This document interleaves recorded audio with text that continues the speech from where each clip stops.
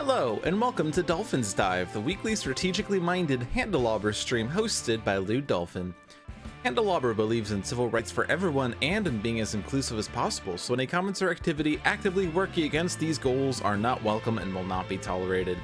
You can follow us at Handelabra Games on Twitch and Handelabra on Twitter, Facebook, and YouTube. You can follow me personally at LewDolphin21 on Twitter, and on Twitch and YouTube it's LewDolphin, no digits.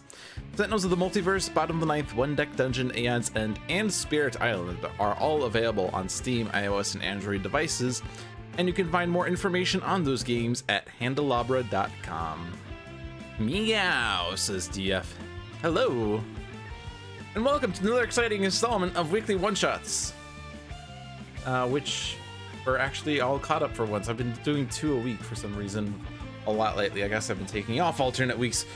But here we have a fight for redemption. Somehow, alternate realities within the multiverse have collided.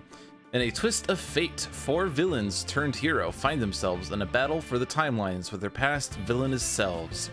Can they come together and prevent their heroic deeds from being lost to time forever?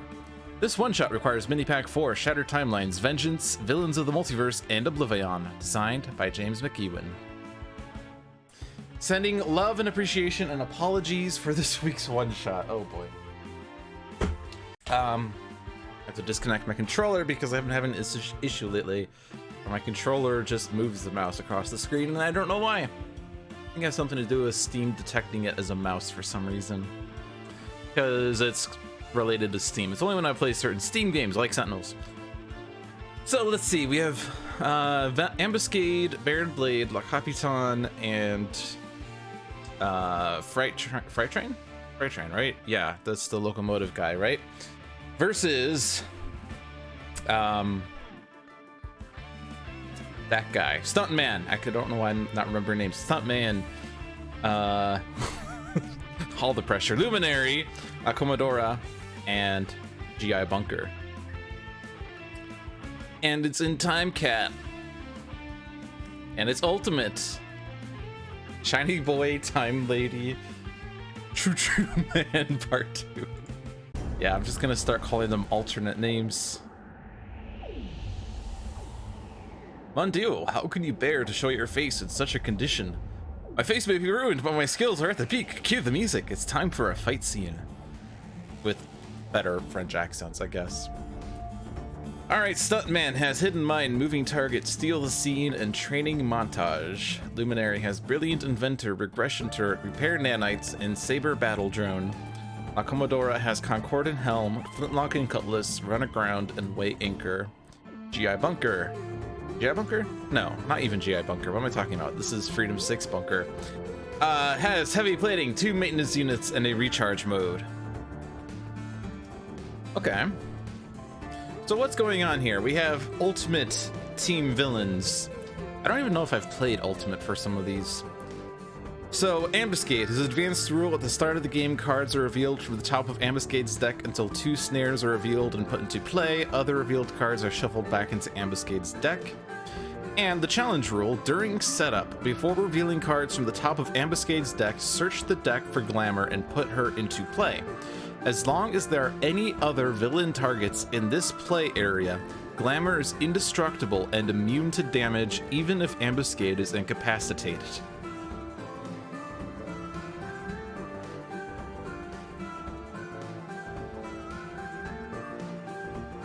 Okay.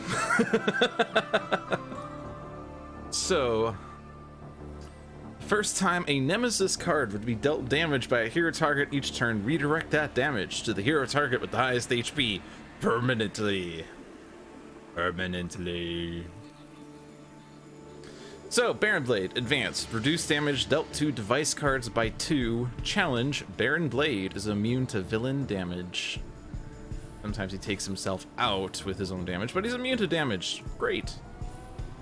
La Capitan, advanced. At the end of La Capitan's turn, 1 hero ongoing card is destroyed. Challenge. Whenever La Capitan plays a one-shot, La Capitan deals each target 2 psychic damage.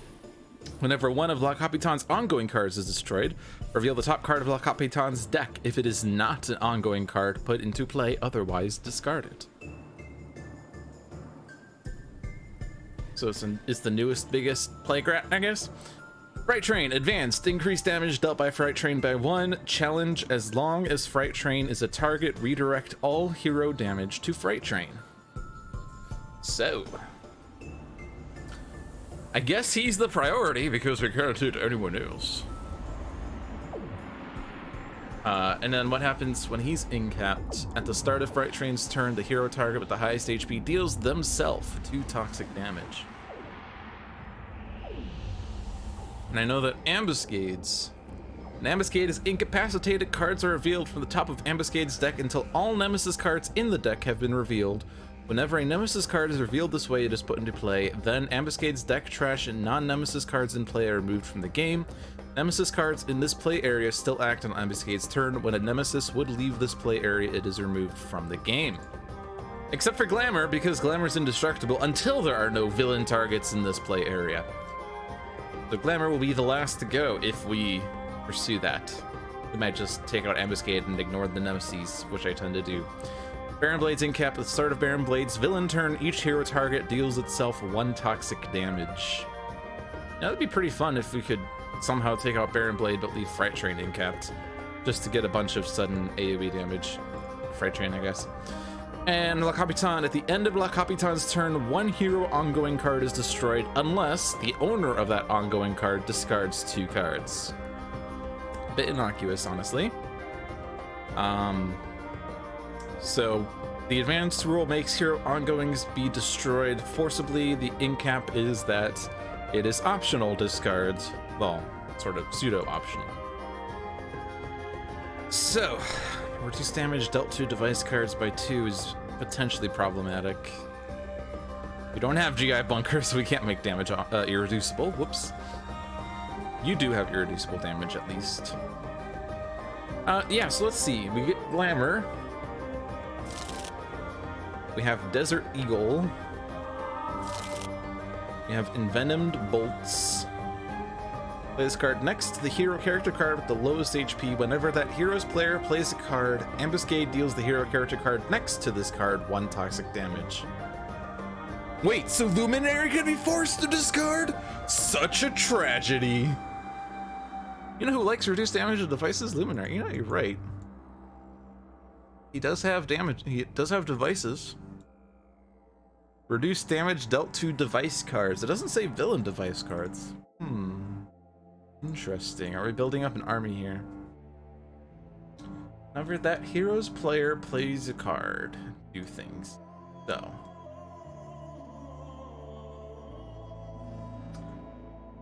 When Stuntman is dealt damage by a non-hero target, destroy this card. When this card is destroyed, Stuntman deals each target 1 projectile damage, then deals each non-hero target 3 fire damage. And redirect all hero damage to Fright Train. Oh boy, that could be something.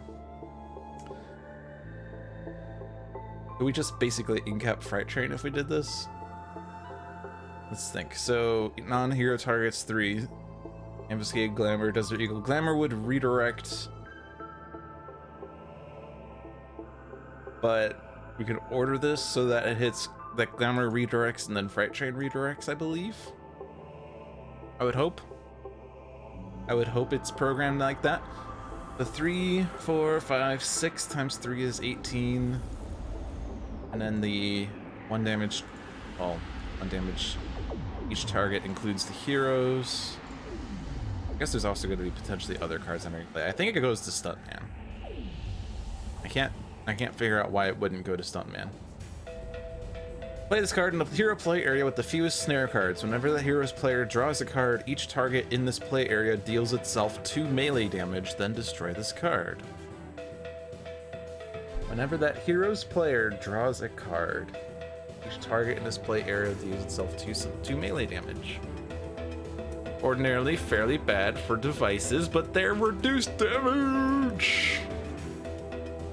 Reduced damage! Whenever that hero's player draws, so... Oh, and it destroys itself, so actually it doesn't do that much. It just does a bit forced damage. Bunker could probably take it. Hello, Seamus. Did I say hello, Seamus? Hello, Seamus again.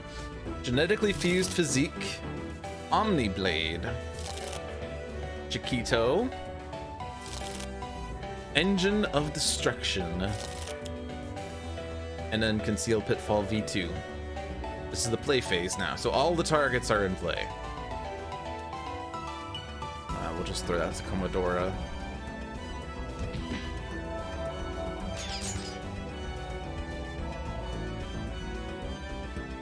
And then we do it! Hidden Mine was destroyed! Not such a hidden mine now, was it? Alright, so I think just hit the heroes first, but I don't think there's enough damage on the one side to do enough.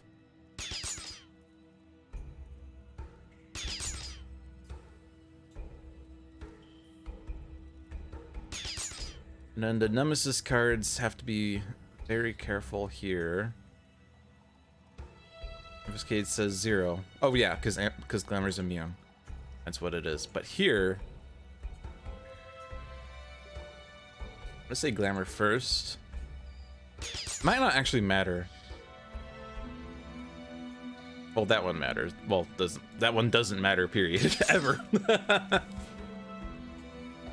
Maybe there isn't enough damage because there is a -1 there. Well, I guess it's not. It's gonna stop the 3.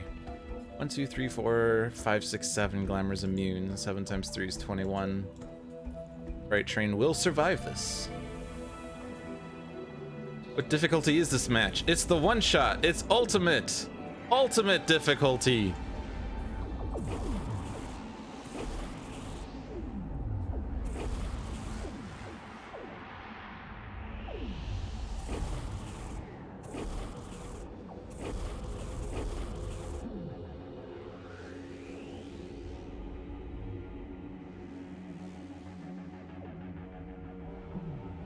I guess it does make sense to order in a certain way.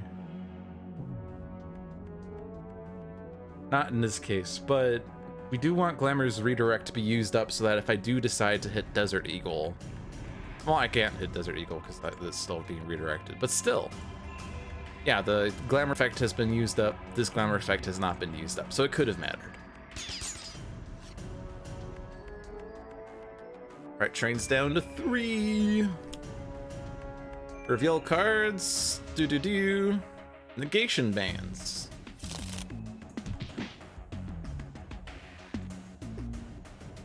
Right, so we have a lot of things that are doing things. This is what's most difficult about Vengeance matches, is that there's a lot of things. So, Desert Eagle. It deals itself 3 psychic when it enters play. At the end of Ambuscade's turn, this card regains 1 hit point.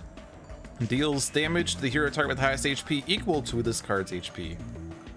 Glamour just passively does things. Ambuscade deals each target next to a snare 3 melee at the end of his turn, otherwise plays the top card of his deck. Genetically fused physique, reduced damage dealt to Baron Blade by 1. At the end of Baron Blade's turn, Baron Blade regains 2 hit points. At the end of his turn, he deals the hero target with the lowest and himself, except he's immune. Omniblade, at the end of Baron Blade's turn, this card deals the hero target with the highest HP 2 melee damage and has the -2 because it's a device. Omnitron X is not active in this game, so we're not getting free heals for Luminary's devices. Negation bands, the first time Baron Blade would be dealt damage each turn, reduce that damage to 0, and Baron Blade regains 2 hit points. And is a device. Chiquito, every time... Well, first time, a player discards the card each turn and place it under this card. When you lock Capitan or this card will be dealt damage, move 1 card from under this card to the appropriate trash. If a card is moved this way, prevent that damage. And I'm going to perpetually forget whenever I need to discard something that Chiquito will steal it. At the end of La Capitan's turn, if Chiquito is in play, La Capitan deals to your target with the highest HP 3 melee or 3 energy damage. Otherwise, move Chiquito from La Capitan's trash into play, and the hero with the most cards in hand discards the card that is stolen by Chiquito. Plus, ongoings are destroyed.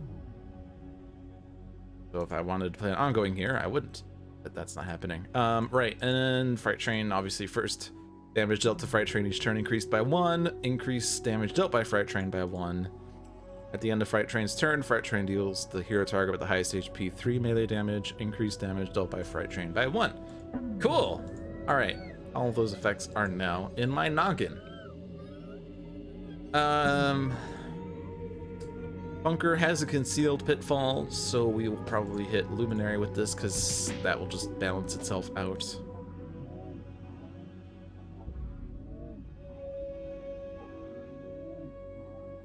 Regression turret, damage reduction, eh?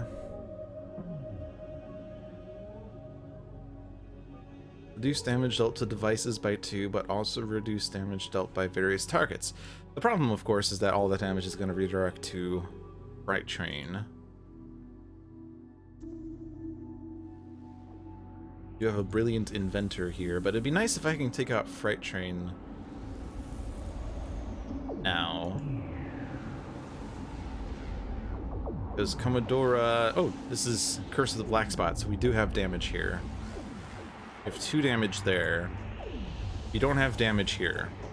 So, like, we have to do some damage to Fright Train to take it out before Fright Train's turn. Taking out Fright Train.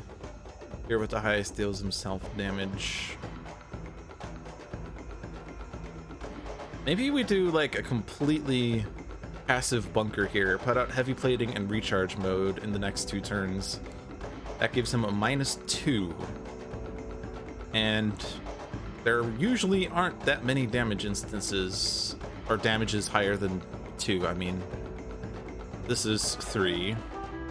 This is 2. This is 3. But she will be doing 2 damage to each target when she plays a one-shot. So -2 would be nice for that. And if you are the highest, you will deal yourself 2, but that will be reduced to 0. This does increasing damage. This is a scaling card. That deals 2. Yeah, so having a -2 would be pretty nice. -3, put that on Ambuscade, and then we put snares next to Bunker, I guess. The problem is we have to keep ongoings out, because recharge mode is an ongoing, and Capitan is going to want to keep taking it out. So we're basically going to have to put out sacrificial ongoings to fund this, but we just start with heavy plating for this turn. We could also not do that and just discard recharge mode to destroy an ongoing of some sort. Engine of Destruction will be gone, so the only other ongoing is Genetically Fused Physique. That will allow us to hit Baron Blade a little more, although negation bands will make it harder to hit Baron Blade still, so I think we do Regression Turret then. Also possible Capitan will play. Oh, right, the first one is increased by 2. Or, sorry, increased by 1 to 2. So I could reduce the damage here. Hit Fright Train, hit someone else that I'm not going to hit to redirect the Fright Train, and then hit whoever I want to hit to reduce their damage. I can't hit Nemesis with this, though, because it will redirect. I could totally just redirect this damage to Bunker, so that Bunker deals 1 less damage for no reason. I can't hit Baron Blade.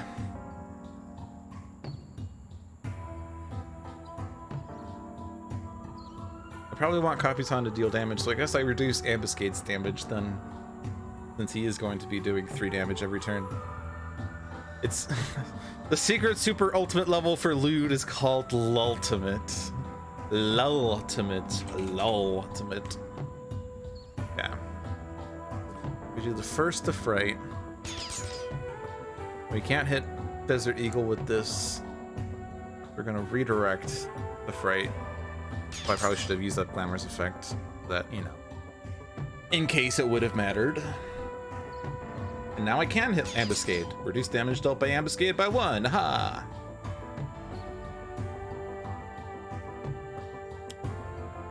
Destroy 1 hero ongoing card, and it's a one-shot. So destroy 1 hero ongoing card. If a card is destroyed this way, reveal cards from the top of the destroyed cards deck until 1 ongoing card is revealed. Put into play. Discard the other revealed cards. A Capitan deals each target in that play area 2 energy damage. We do not have ongoing cards. Right? We have ongoing cards in our play areas, but we do not have ongoing cards. Ooh. Baron Blade, or Ambuscade does not stop villain damage here. Sorry, Glamour does not stop villain damage. First time a Nemesis card would be dealt damage by a hero target each turn, but not villains. Woohoo!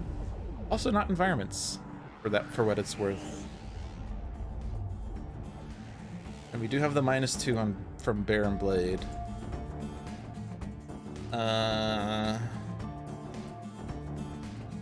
Also, Capitan hits herself with this. Does the order matter? Is there going to be some retaliation effect? Don't think there is, but let's just double check.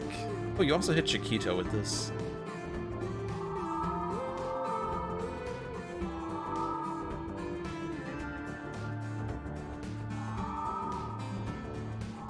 Bum, bum, bum, do, do, do, do, do. Time Cataclysm is, of course, a really good soundtrack. Really good soundtrack, really good song from the soundtrack. Honestly, my favorite part is the very beginning, because you get the Silver Gulch do thing, which I really love. So, Concordant Helm, and then I can get double card draws. And then I might be able to fund away Anchor. I don't really like Flintlock and Cutlass. It's damage, but it doesn't get me set up. We have nothing in our trash, so that's a dead card.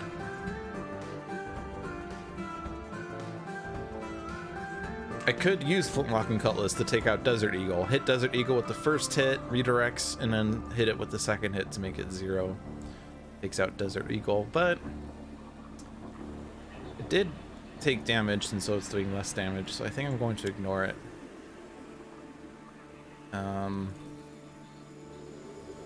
So discard the top card of a deck. So I'm thinking I discard from Ambuscade's deck, because an Ambuscade is incapped. Cards are revealed from the top of Ambuscade's deck until all Nemesis cards have been revealed.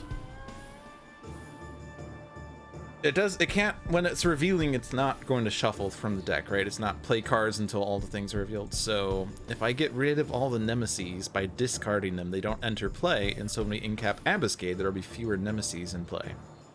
It very well could also end up discarding cards that then make him play a Nemesis. And because this is John, you of course stack the decks so that every time you try to discard, something bad happens instead.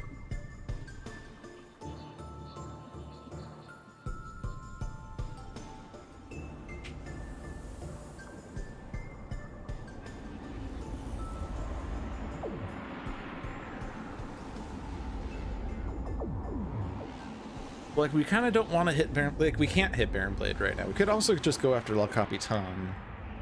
But Capitan is going to be doing damage for us. I think if we just work on non-Capitan targets for the time being.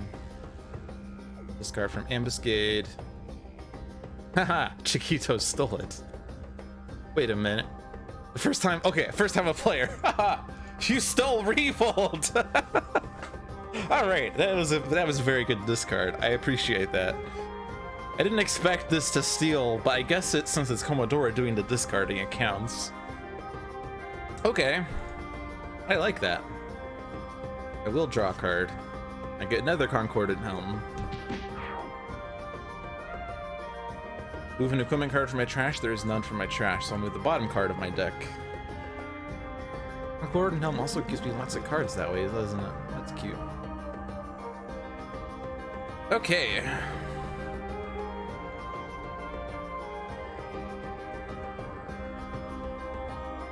Did we get ongoings?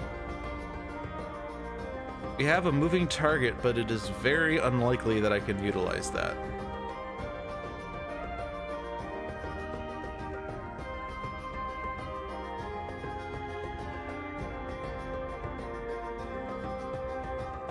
I'm gonna put out heavy plating.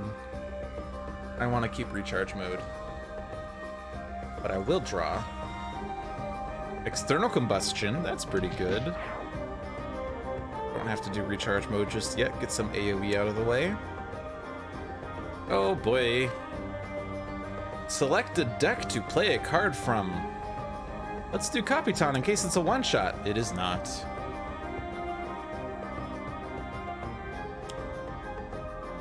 Oh no. Oh no. Oh no, too many guns. Well, okay, regression turret's definitely happening. This is only one, so 0 to bunker makes sense. We did do a good job of hitting him with regression turret, didn't we? Luminary.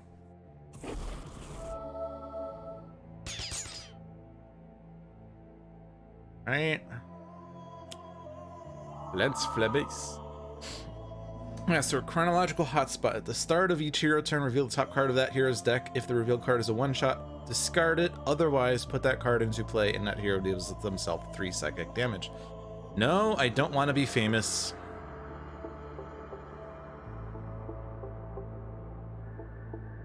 If Steal a Scene now. I don't know where you drew that from. Or did I just not notice it? When this card is destroyed, Stuntman deals 1 target 2 projectile damage, then you may use a power. Well, I mean, if Capitan wants to destroy something, it sounds like Steal the Scene. Lance Flemmies. Stuntman deals up to 4 targets 2 fire damage each. When this power is used outside your turn and reduces a target to 2 or fewer HP, destroy that target. So we're getting an out-of-turn power here. This one deals irreducible damage, so it could do 3 irreducible damage out of turn, or do 4 targets 2 fire damage.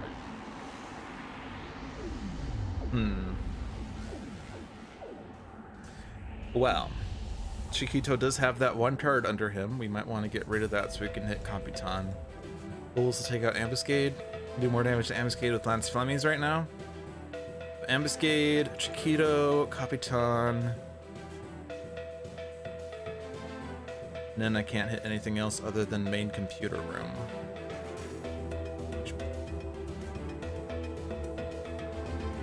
Probably not as bad as it is in a standard villain game. Because in a standard villain game, that's 2 card plays around instead of 1. But in a team match, it's 5 card plays instead of 4. Or, well, 4 card plays instead of 3. But it also gives the same number of draws. So hit Chiquito, hit Capitan, hit Ambuscade, hit computer room.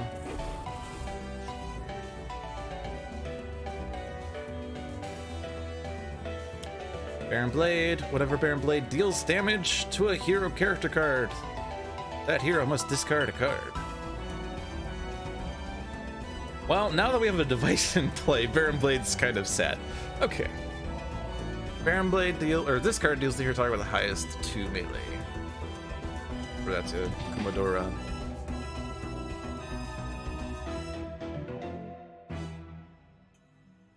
So we revealed Baron Blade. And it was a 1-shot, so it got discarded. Oh no! Do not want to Steal the Scene. So Repair Nanites does give Luminary sustain with 1 hit point. Up to 3 devices regain 1 hit point. Oh, I could heal Omniblade. Oh boy.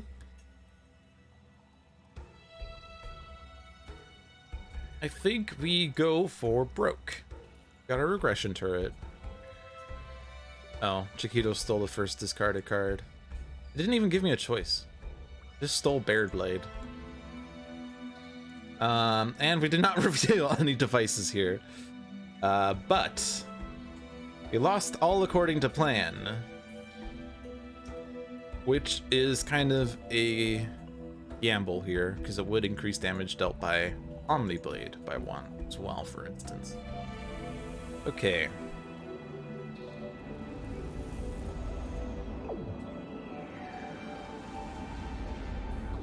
So that device is just, it doesn't matter.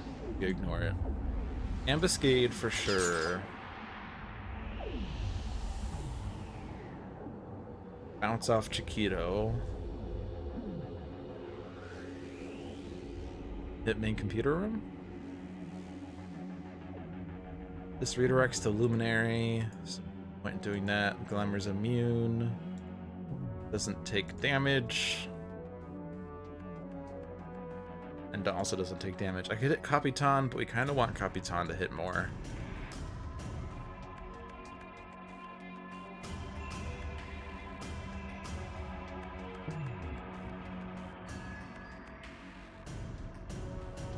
think I'll just hit main computer room with this. It's not doing damage, but... Backlash generator. It's a one-shot! Oh no! Bye, Chiquito. Although that is a really bad time for Chiquito to leave because Chiquito's gonna come back immediately. But still, bye, Chiquito. Any retaliations here?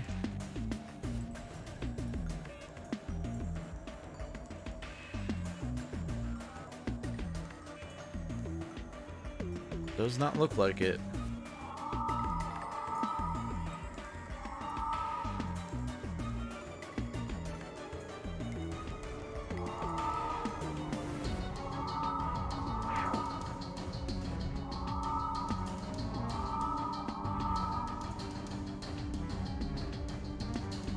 Highest HP 3, lowest HP 2, so the lowest HP will be a device.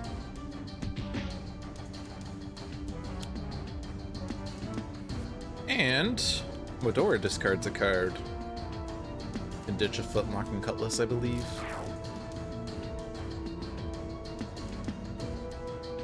Stuntman deals 1 target 2 projectile damage, and then you may use a power.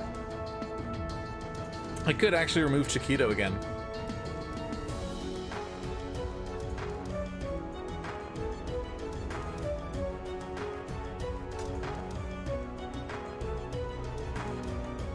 Could take out Desert Eagle. This redirects, but then I can use my Lance Flemmies to take out Desert Eagle. That would deal 3 damage to Luminary just to take out Desert Eagle, who could very well be taken out by any other effect. The environment likes to deal 1 damage to many things. Marsquake actually deals 2 damage to things. The prize shopping trip is going to be very deadly. It will ruin many people's days.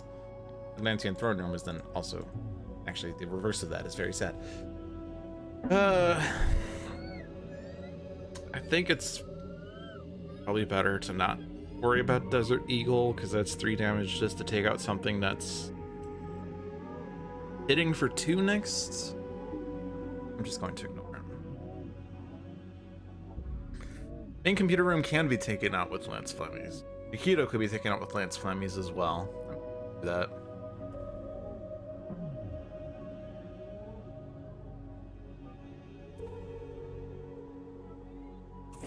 Oh no, Chiquito was destroyed! Oh no, main computer room was destroyed!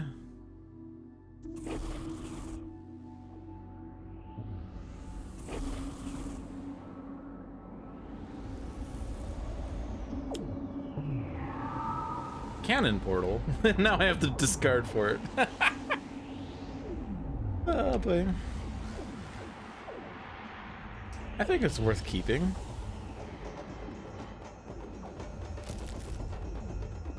I do have another Concordant Helm I could have probably discarded. Start with draw, because we draw 2. Or do we not? Because we put into play, okay. Increase damage dealt by hero targets in this play area by 1.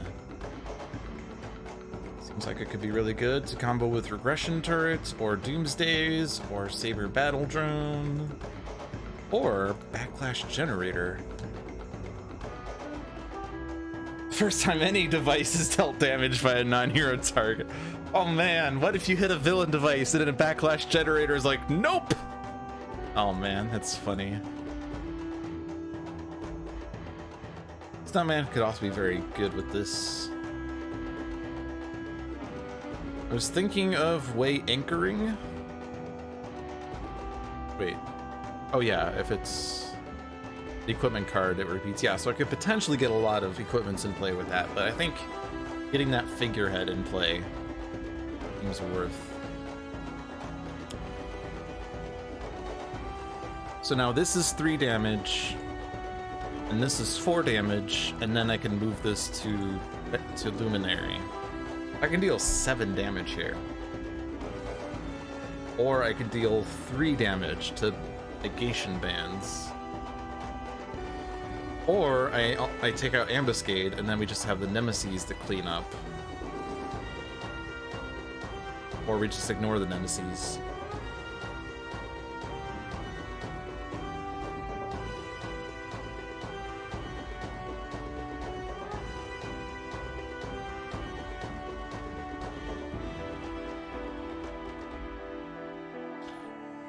Or do I take out Comodora or Capitan?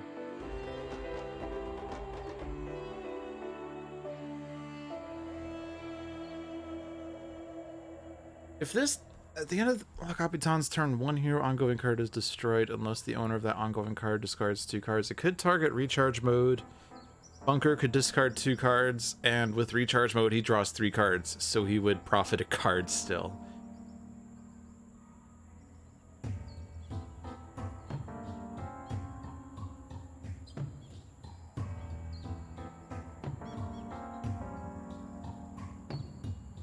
The problem with taking out Ambuscade is that it puts Nemesis into play, and we know which Nemesis are still here. Magman deals the second lowest 3. Raymanta deals to your target with the highest HP 2 energy damage and destroys an equipment card. So eventually Bunker will be highest HP with a -2. So I don't really care about the 2 damage parts. Oh, did I disconnect? Look like it. I did.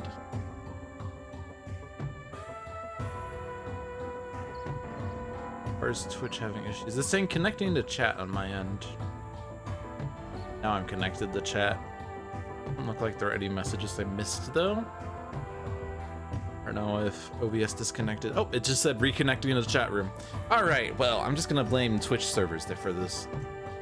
OBS doesn't look like it's dropping frames, but who knows?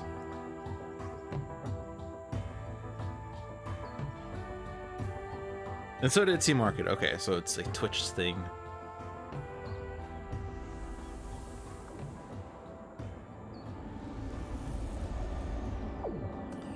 If we take out Capitan, we lose the AoE damage, but the AoE's hitting us as well, which is what's bad. But it does hit the Nemesis, which are otherwise hard to take out.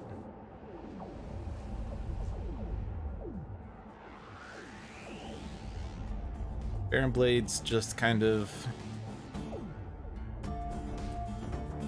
there.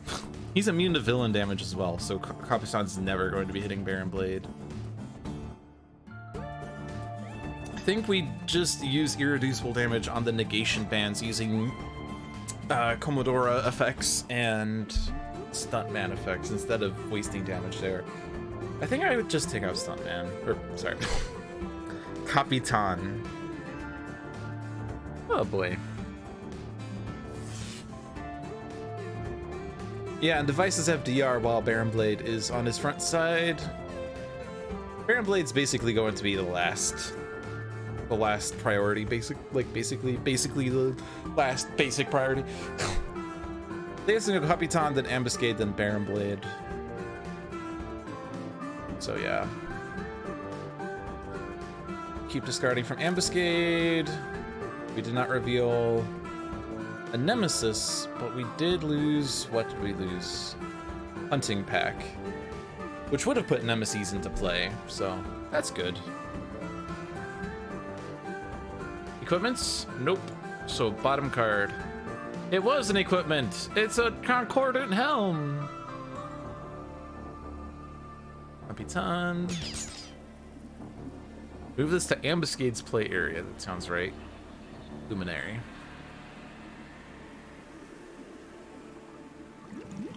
Oh, and the figurehead. Great. Fantastic. Oh.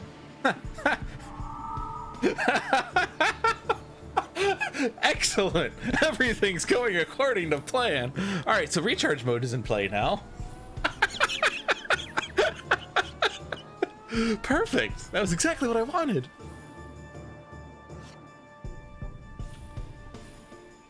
And we could actually, if we wanted to, could elect to have Capitan destroy the thing and then play recharge mode again. The 2 villain targets with the lowest HP each deal the hero target with the highest HP 2 melee damage. Each target which deals damage this way regains 1 hit point. And so Tendrils of Madness are increasing damage by Baron Blade, so he's actually going to be hitting a device now. They will hit Bunker and they will deal 0 damage.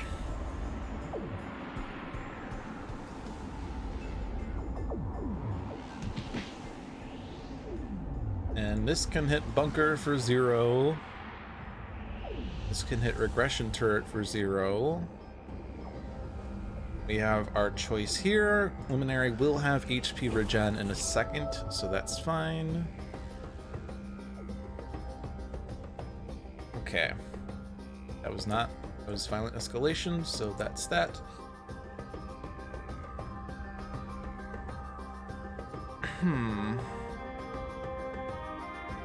Do not have end of turn damage yet, or sorry, we don't have another out of turn power. This power is used outside your turn. You may play a card, is what that says. Deal each non-hero target 1 projectile damage. That would end up redirecting Nemesis.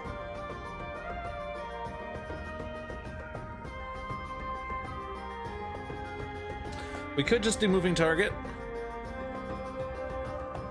We'll probably get destroyed fairly quickly, but would provide an end of turn power.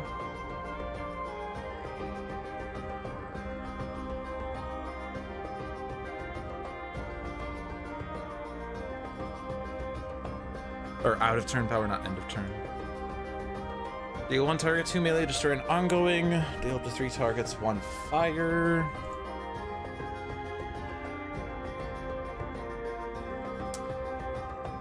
Too many guns isn't actually doing that much, since we have a lot of the minuses. This can potentially be bad, but if we just rush Capitan, it goes away. And if we rush Ambuscade, that goes away. Genetically fused physique has to go away, though.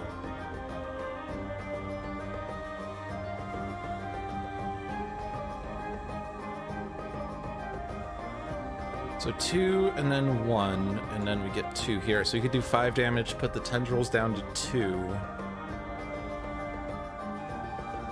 This is always going to be hitting Baron Blade. We're too low for this to eventually hit a hero, basically, until we've almost won.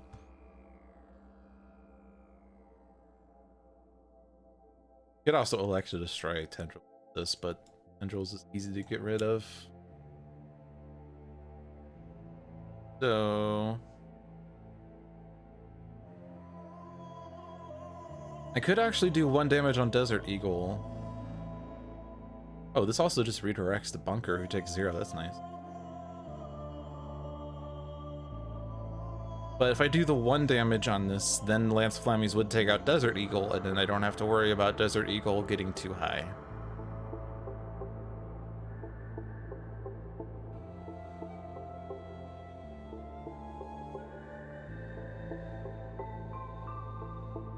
Two, 1, 2.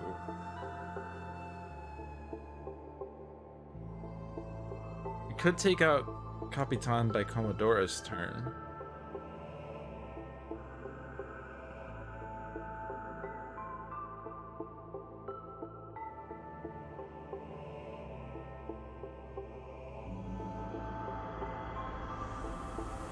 Or if you put out Saber Battle Drone, we can destroy it on Luminary's turn.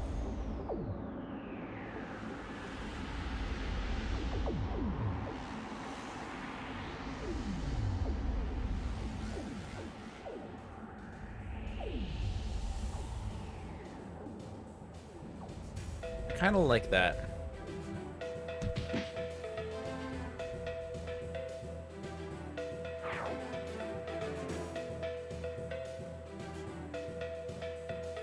We use up Glamour, Capitan, and then a third target will be Tendrils, and Lance Flames. Take out Desert Eagle. Take out, or hit Capitan. Hit Tendrils.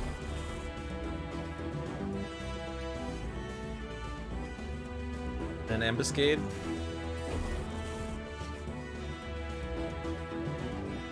Moving target returns.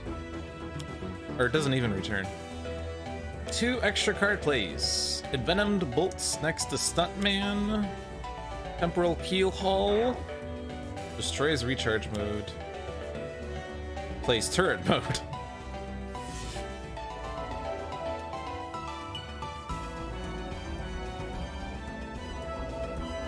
And that destroys our ability to take out Capitan, I think. Or well, we could still do it, but not on Baron Blade's turn. It's kind of funny. So what did that do? It played the top card of each villain deck. But didn't that not trigger... Never La Capitan plays a one-shot. That was a one-shot. And it was played. Play the top card of each villain deck. That's a one-shot. Whenever La Capitan plays a one-shot. This is not the beta.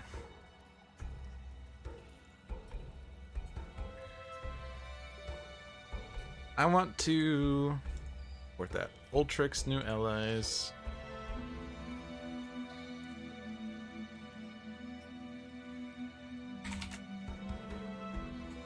Old tricks, okay. It's just not gone off yet. No, it should have gone off. We're on Omniblade's effect here. It's the end of turn effect. So the bug is Baron Blade played Old Tricks New Allies that said play the top card of each villain deck other than Baron Blades. And Capitan played Temporal Keelhaul, which is a one-shot. The card was played. Whenever La Capitan plays a one-shot, La Capitan is supposed to deal each target 2 psychic damage. That did not happen.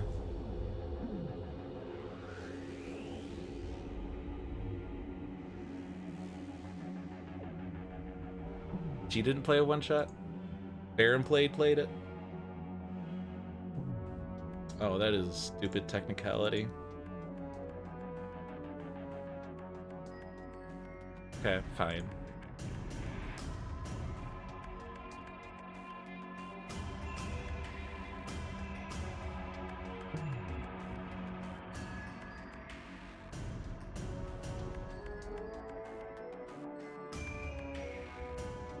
Christopher.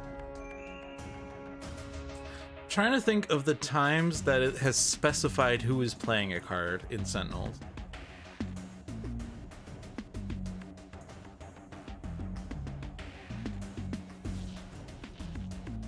Yeah.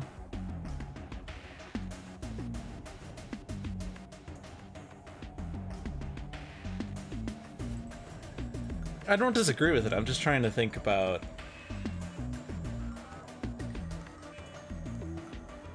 never. All this stuff about who was responsible for doing what is a pain in the ass. Okay. Fair enough. All right. I accept. I have read and accepted all the terms and conditions.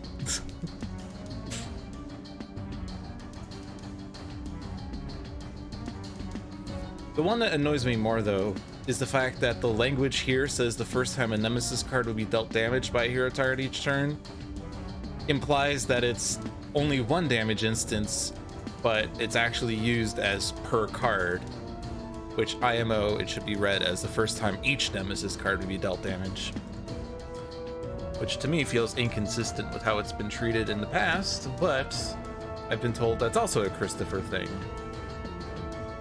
So it's the intent of Christopher versus the language of the card in a sense.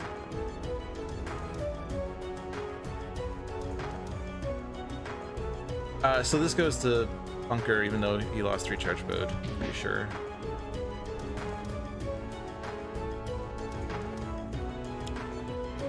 Fair Nanites.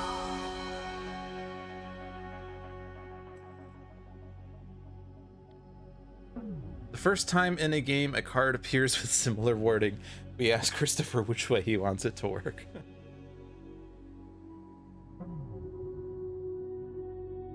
Yeah, so the idea was that Regression Turret was dealing 2, Saber Battle Drone was dealing 2, and that would deal enough damage to take out Capitan or Capitan's turn. Could elect instead to also destroy one of my devices to deal one target 3 fire damage. To take out Capitan that way.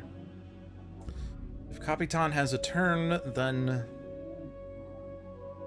he puts Chiquito back, and then we have an annoying damage thing to deal with. Not the worst in the world, though. You have 3 repair nanites, but they're basically all just going to provide hit point recovery to Luminary, basically. Because 3 devices are gaining 1 hit point. We don't need devices to regain hit points. I guess Regression Turret took a damage. Oh no. Definitely save our battle drone though.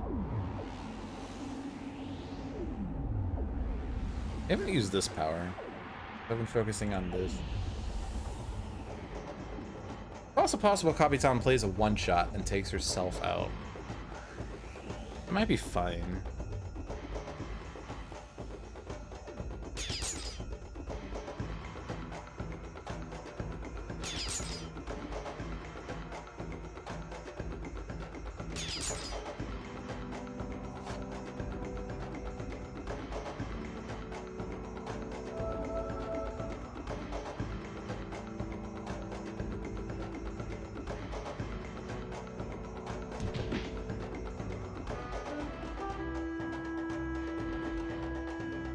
One shot, yes, one shot! She takes herself out, but don't hit her first. Hit things other than heroes. But not Stuntman. Baron Blade doesn't want to be taking damage. You're immune. You're 2 reduced, 2 reduced, 2 reduced. So you can do a damage to tendrils. It would have been some bad AoE anyway, so that's fine. Yay! 2 down! Oh no! You want me to destroy turret mode? I don't know how I could live without turret mode when I have no powers that deal damage.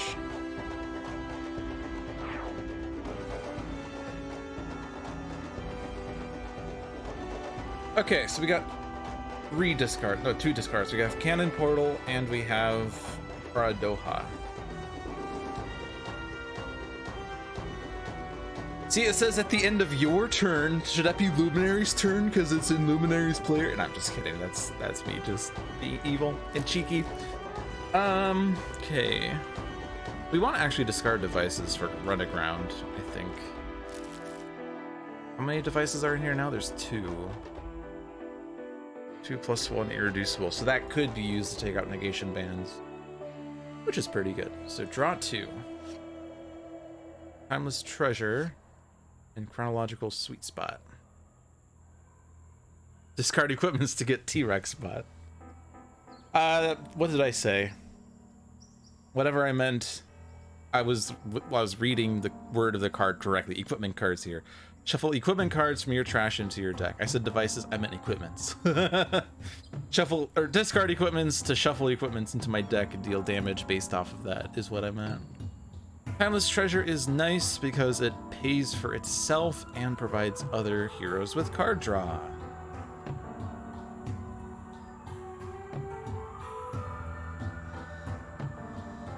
I accept.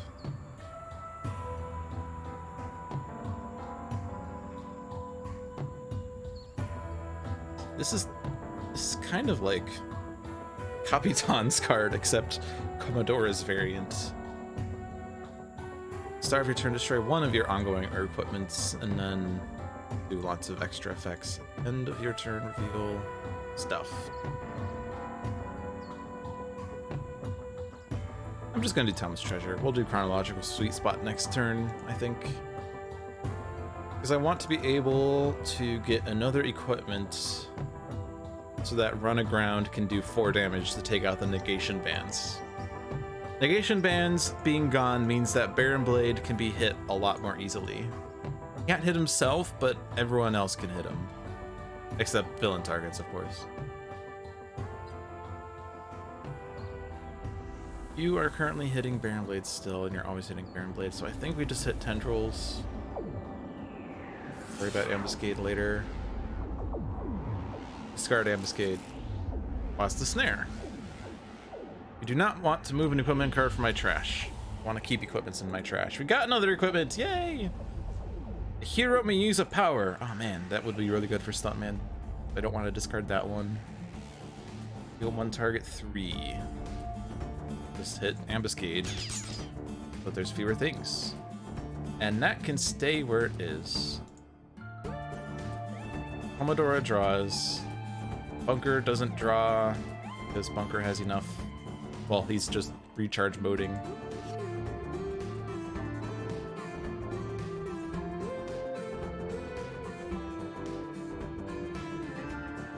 So I think I actually want... If I leave Bunker at higher HP, then he's hit more. So I want to have Bunker be hit. Or not Bunker to be hit. And then recharge mode, so he has the -2 again! Yay!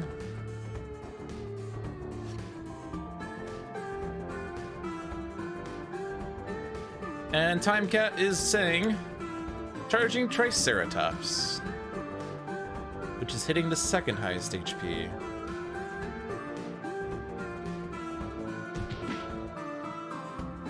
Okay, so Bunker, we have enough devices now that we can actually ignore too many guns entirely.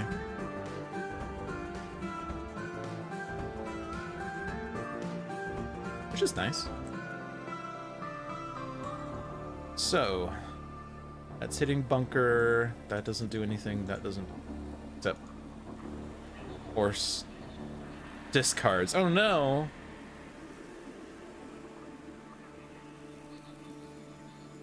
Dramatic cliffhanger. The end of the environment turn, you may destroy this card. When this card is destroyed, you may play a card, use a power, and draw a card in any order. Oh boy.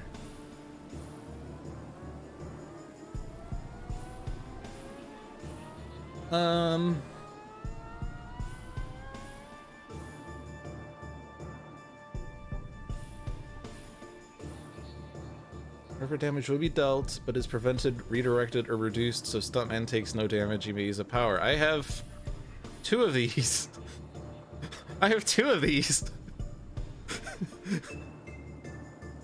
He didn't realize what I meant by time cat at first. He thought it was some kind of time-traveling cat character. I was thinking of that. No, I've just been calling it time cat a lot lately. I don't really have a good reason why, other than the fact that it's time cataclysm, but it just rolls off the tongue more than time cataclysm. Just call it time cat.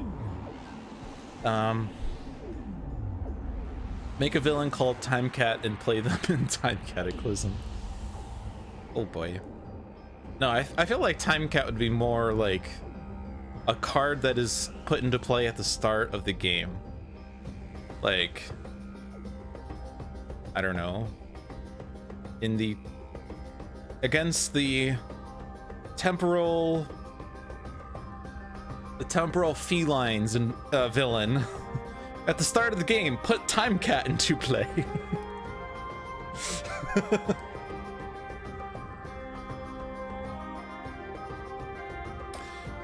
So I'm potentially going to be getting 3 powers with Envenom Bolts and Moving Target. So I actually don't want to take out Ambuscade anymore. I think my priority has shifted to Baron Blade now that I've realized this connection here.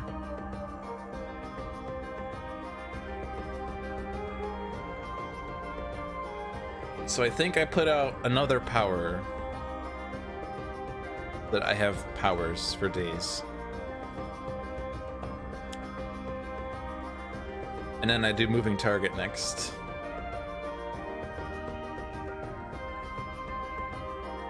So I don't want to hit Stuntman anymore. Who's Triceratops hitting? Negation Bands and Regression Turret. Okay, that will actually deal damage to Negation Bands, which is nice. Second lowest, so we don't actually want to damage it just yet then.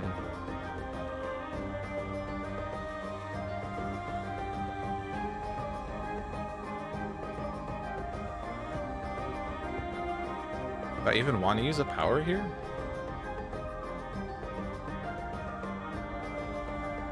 if Ambuscade shuffles his trash, and may get Glamour's crew back into play.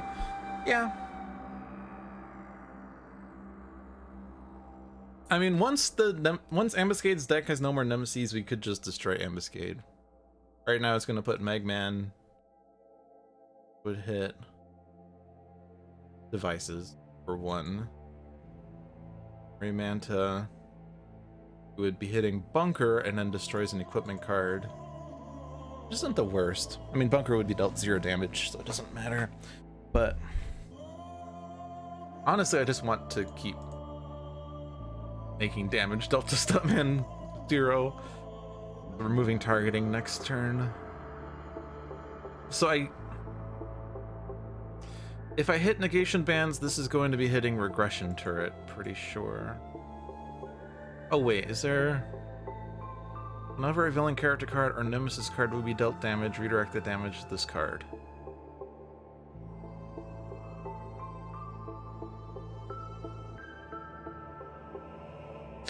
I think I just do Advanced Flammings to take out Enticing Target then. And actually that...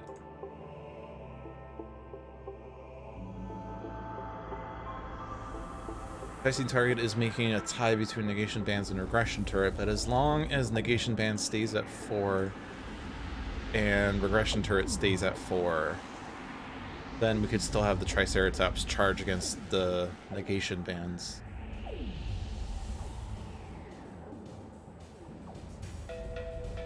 Can we... Our Negation Bands make it 0? Oh, it's just reducing it to 0. Yeah, it's always making it 0. Duh. But this...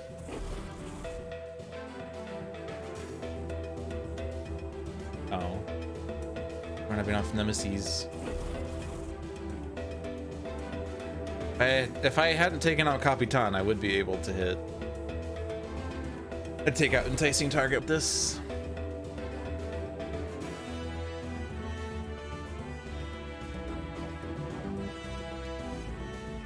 Don't have any other valid targets.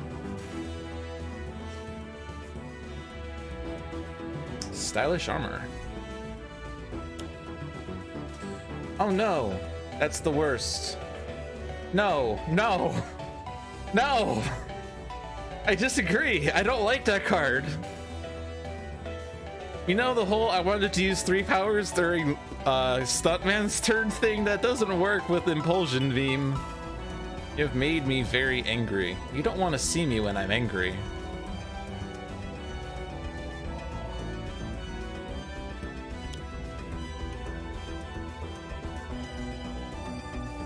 Just takes that Enticing Target.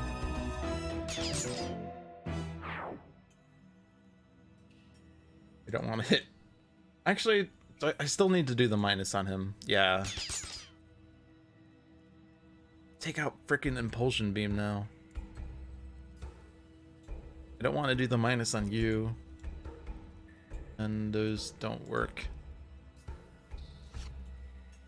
Doomsday. Doomsday. Every 2 cards in your trash, you may destroy 1 non-character card other than this card. Ooh. Did you say that there are nemesis that redirect damage? Can they stop a Doomsday? No, they cannot.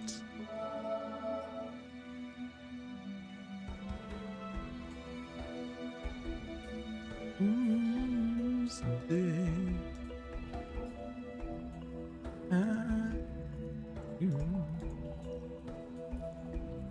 Destroys one of my devices. I can't use that to destroy Impulsion Beam.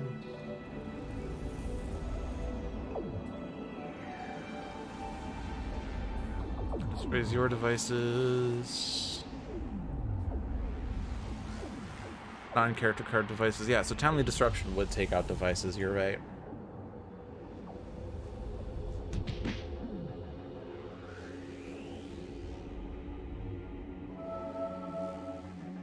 So I don't really want Luminary to have more than 13 hit points, because then he's going to be hit instead of Bunker. Discard 2 cards or destroy recharge mode. I will discard 2 cards.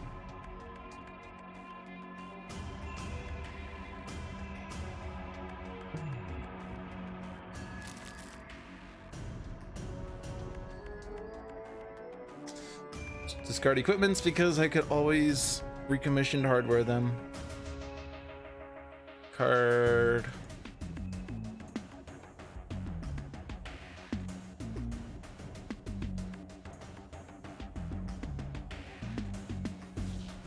I think we do temporal rigging to do 3 irreducible damage off of Stuntman. Do 3 irreducible to Impulsion Beam. I think we're doing double chronological sweet spot. We keep that. Keep that for card draw eventually.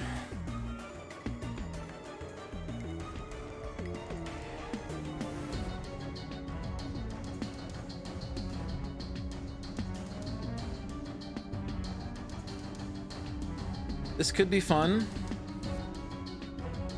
And it does provide discards and out of turn damages and effects for other heroes. I think I lose away Anchor, as fun as it can be. Oh, and I have to discard a third one. Shoot. Well, we're playing Temporal Rigging. We're keeping Run Aground. I think we lose the sweet spot then. Ship shape? Okay, that's good.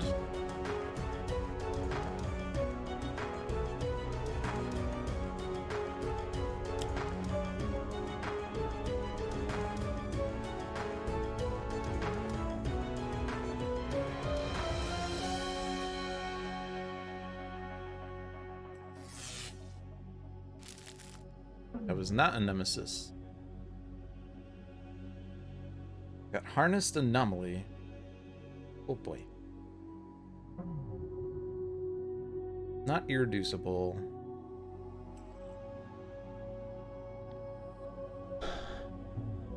Honestly, I'm just gonna do it here. Ultra Beam is screwing up everything.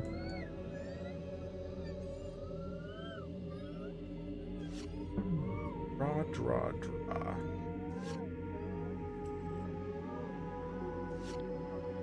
Aha! Timely Disruption. Aha!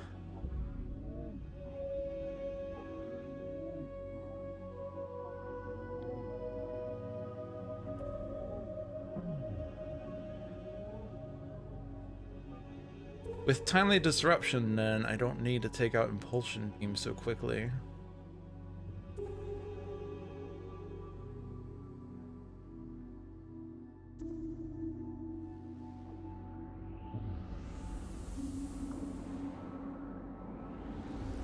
Not gonna be able to destroy it quickly enough before Baron Blade or before Luminary's turn anyway.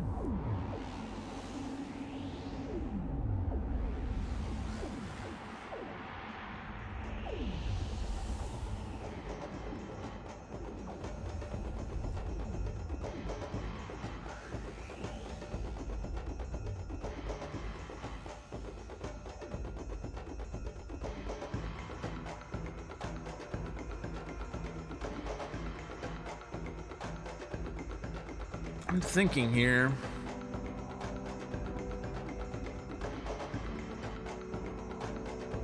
We could just destroy Ambuscade with Lance Flammies.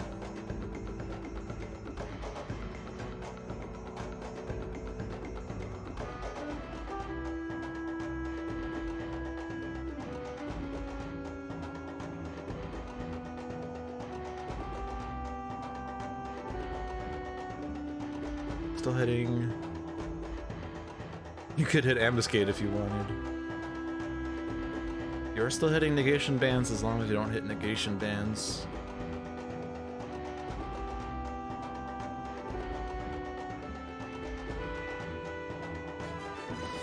It kind of kills my idea of using envenomed bolts to great effect, but Impulsion Beam's also killing that, so.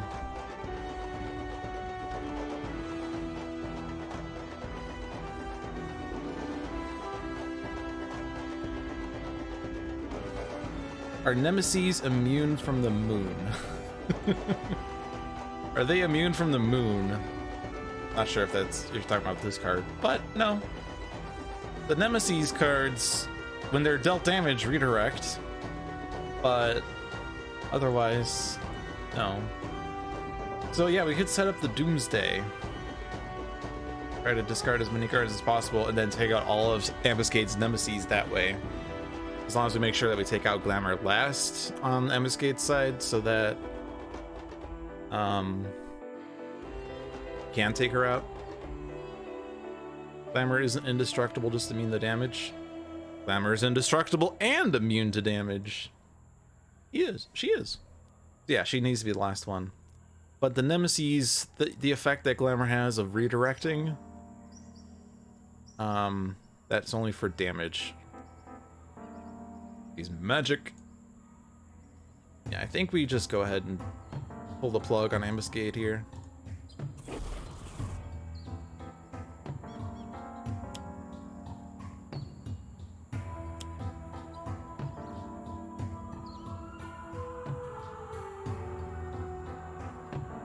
And if we need equipments to destroy, we could destroy some of these, I guess. So Magman deals damage to devices. Remanta does not deal damage because Bunker has a -2, but will destroy equipments. And there are no components in play because we do not have Omnitronics. Isn't his name Phil? I don't know. You'd have to ask Christopher. Christopher and Adam reading letters to you. Christopher and Adam.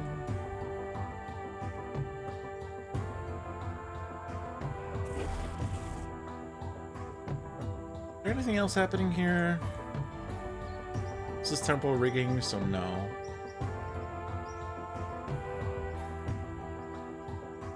So there's nothing else I can hit other than one of my guys.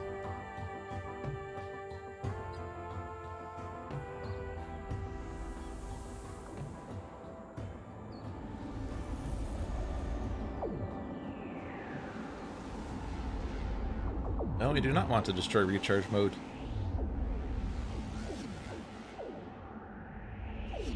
This -2 is helping us a lot. We have prevented a lot of damage thanks to this. Negation bands, yes. Rift in time into giant mutated specimen. Or hit Bunker. Yeah. No damage to Baron Blade, no damage to Omni Blade, no damage to Bunker. That was not a very good mutation, was it? Alright, and then this damage does happen. Baron Knights are fine. This damage doesn't happen. Destroy an equipment. So, the thing is, we have Cannon Portal, Timeless Treasure, Temple Rigging, and the Figurehead in play. So that's 4 cards. We'd be discarding 4 cards. We could lower it by destroying one of the ones we have here. That last Cannon Portal was rather sad, but that will be doing 3 damage to Baron Blade once we take out negation bands. And we can take out negation bands because we will be playing Timely Disruption.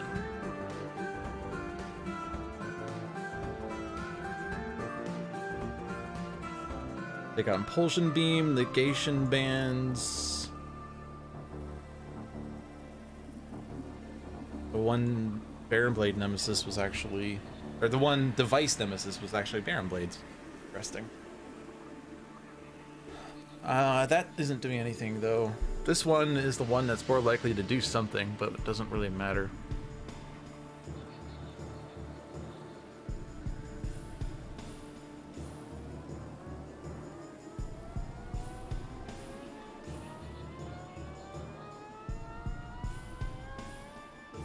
We have another heavy plating?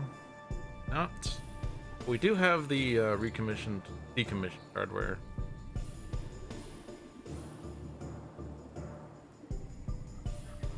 Timeless Treasure is paying for itself. This delay is least likely to do something because it's only 1 damage versus 1 irreducible or 2 damage. Yeah, I think we could ditch Pistolet. We're hoping to be able to do so much with that, but yeah, we took out Ambuscade, who is going to be doing a lot of minuses. All right, we'll take out Pistolet.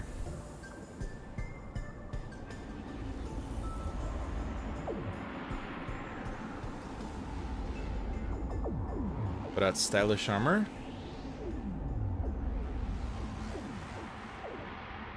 That moving target could be also used for other things.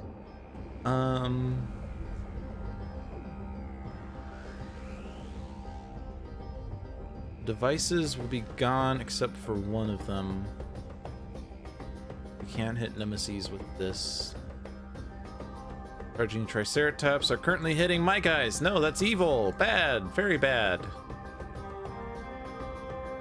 Go away.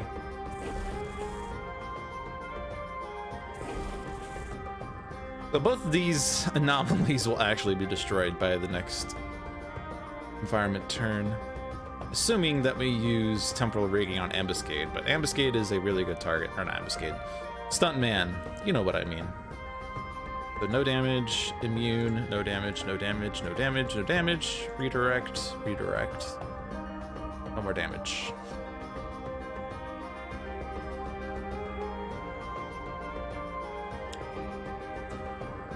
Targets dealt damage this way cannot deal damage. And because you dealt me damage, I have to discard a card. Oh no! Oh no! Oh no! Oh yeah!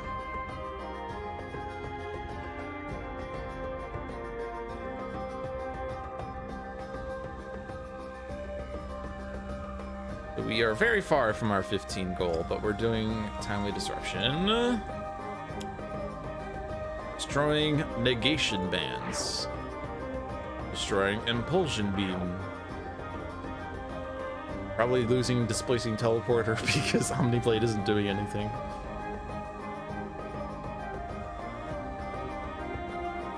I guess getting rid of some of the things that do damage, though, will allow Bunker to get out of recharge mode at a point. Makes it easier to take out Barrelblade. And we don't need to worry about cards, so I'll take out Omniblade. I could also take out one of my devices to feed my trash, but that's fine. Draw 3 cards. And I will damage Barrelblade. We have damaged Barrelblade. And we still have this weird situation.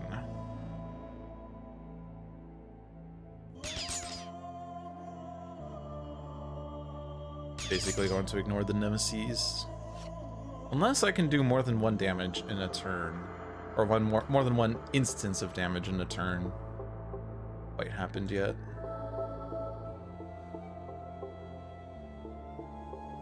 Welcome to the chat room.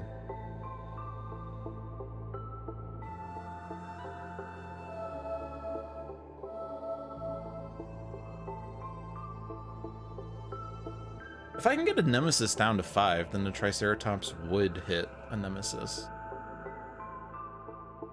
That's some food for thought.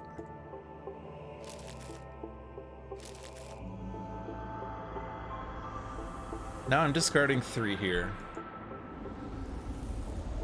I think I'm not playing Flintlock and Cutlass.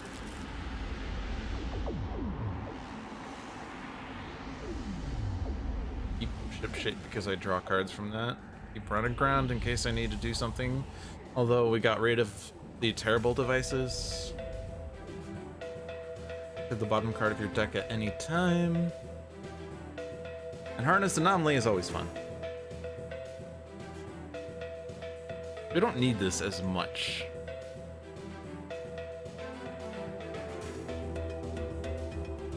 Somehow my trash has only 2 equipments in it. Oh, right, no, I didn't destroy one of mine. I'm discarding 4 here. You take time because Barrelblade does have a nasty ongoing.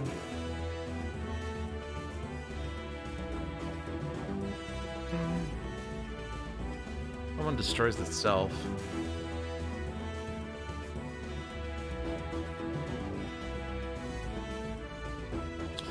Destroy 2 hero ongoing inner equipment cards. If 2 cards are destroyed this way, also destroy this card. That doesn't really matter. We're at the part of the game where John's like, alright, we've won. Can we just move on with the plot?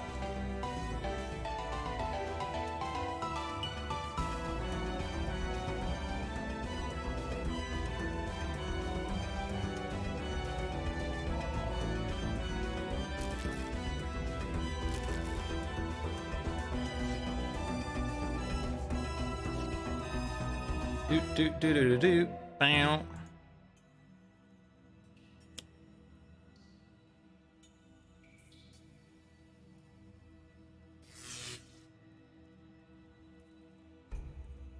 Oh, now we do Luminary. I want to discard from Luminary. Oh, and that was the first time I discarded a card because I discarded from Luminary. It was I who did the discard. Aha, okay.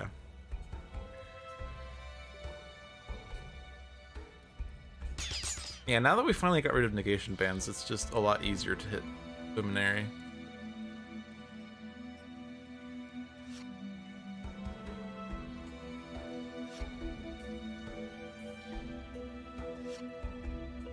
We're still discarding 4.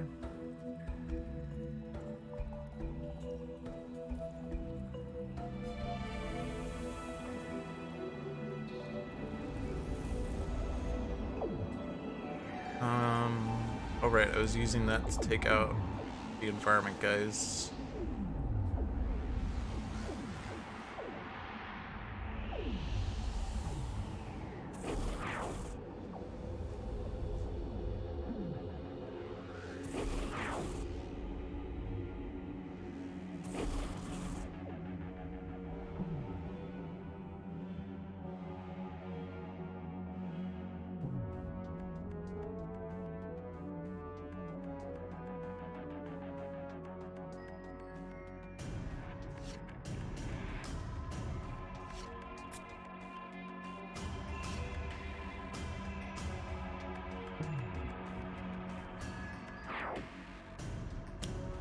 Surprise!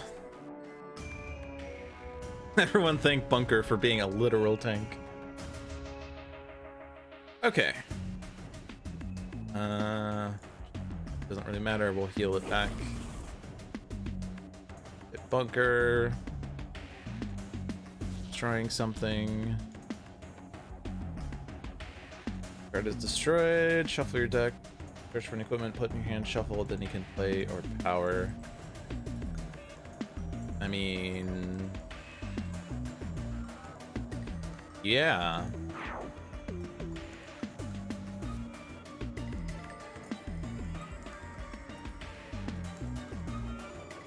Let's get Pistolet back. I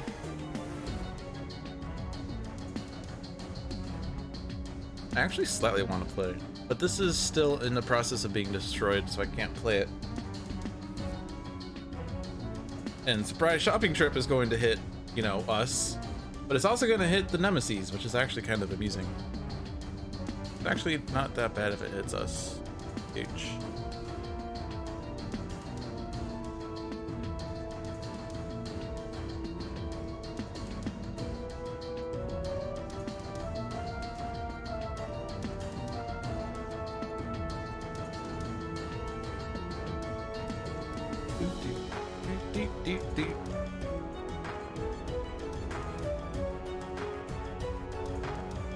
I think I'll just use the power for damage.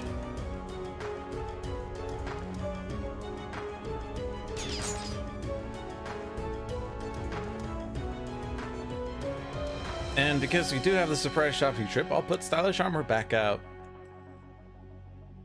Oh no, the Nemesis are being dealt damage! Except, well, I guess that was a device. And Glamour's immune, but still.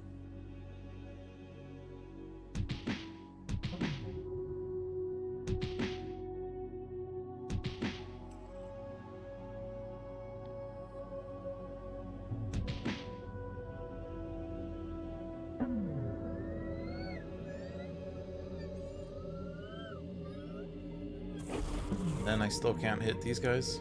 Don't have any end of turn effects here. Kukeku. Cootie cake cootie. Oh boy, another surprise!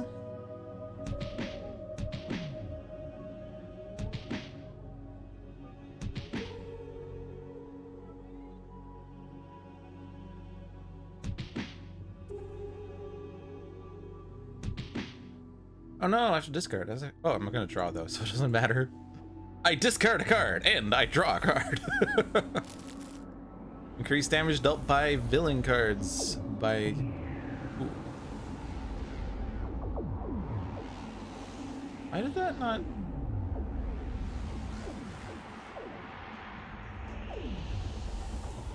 Why did you not deal damage?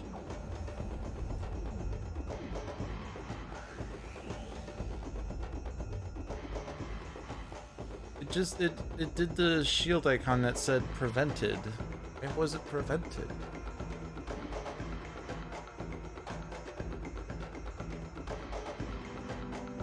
Should have done one. It's a +1.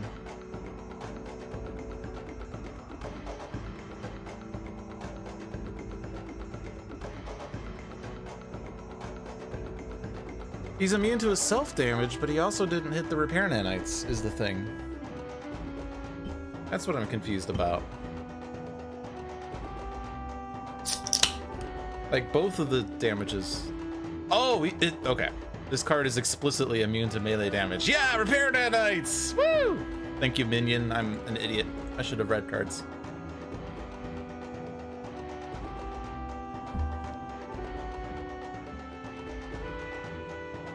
This allows me to actually hit the nemesis with regression turret, and it plays lots of cards, so surprise shopping trip is happy.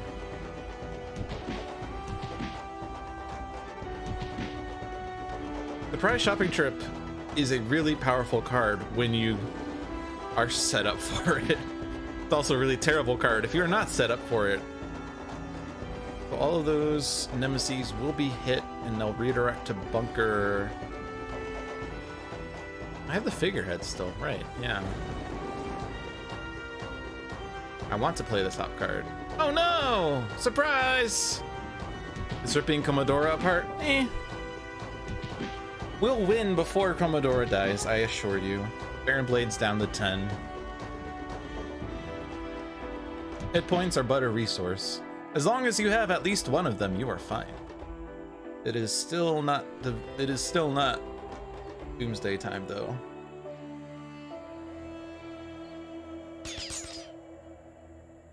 Look at this. I can take out these nemesis.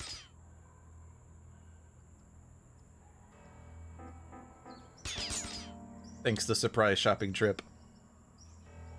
Now, Glamour is the only villain target in Ambuscade's play area, so Glamour is no longer indestructible and immune to damage. But can still redirect, which is sad. Destroy that Doomsday.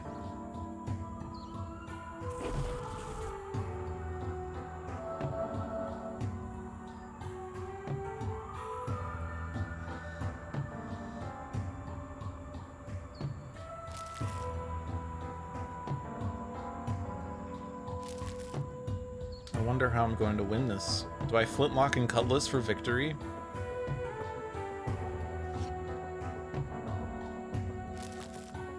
Or, oh, I can take time!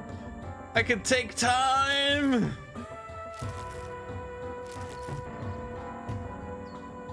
Oh, and this is the ship shape one. I don't want to do the ship shape one.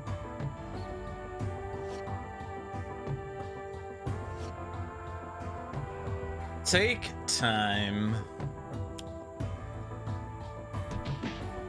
Glamour has been dealt damage.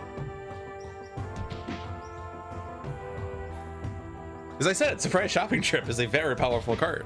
I can play Take Time and actually destroy a target that originally had 2 hit points.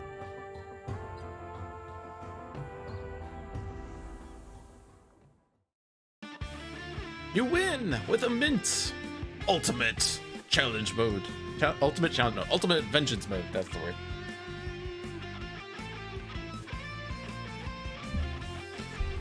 Bunker MVP. He prevented so much damage.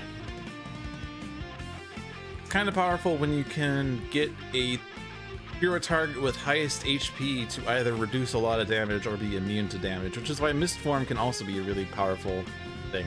Congrats on those achievements. It was actually achievement progress for Advanced, Challenge, and Ultimate for some of these things.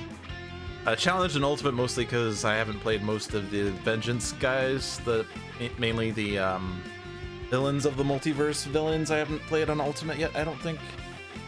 I mean, I think I played some of them, but not all of them. I don't know.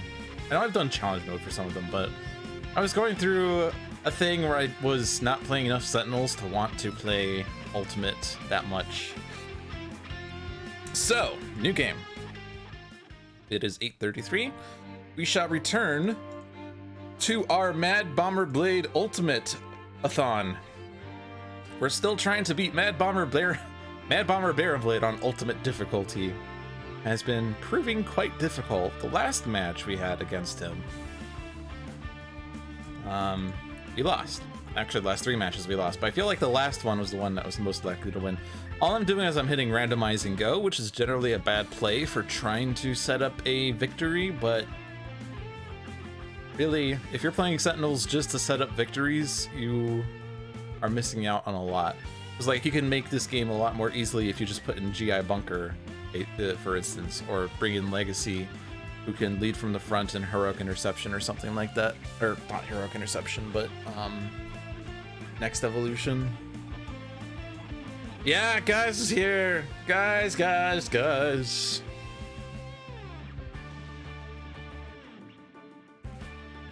He has foiled my disguise. No. Yeah, so we have Parse, that's the good news. Santa Guise does have irreducible, or not Santa Guise, but just guys in general can make irreducible damage happen.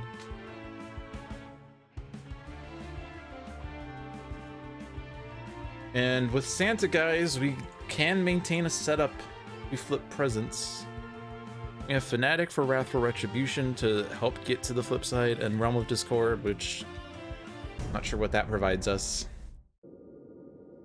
With 3 heroes, he's only doing 1 extra thing on the front side, so that's fine. He scales more slowly, with slightly more time.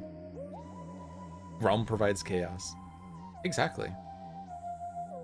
I do know that Realm can be tricky when it makes everything but a certain target immune to damage, but I think all non-hero targets other than the non-hero target with the lowest HP are immune to damage, which is basically going to be Baron Blade unless an environment target enters play. And then of course negative energy field that deals damage but not enough to hit Baron Blade, or imbued vitality, or imbued frailty rather, that does extra stuff. Imbued vitality, which makes my ongoings and equipments get destroyed by the AoE damage. Time crawls, which is going to really hurt us. Positive energy field, that will help us. Probably the one good one.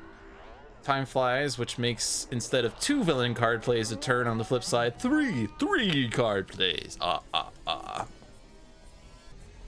We have a reveal the flaws right out the gate. Do we have a setup that makes sense for that though?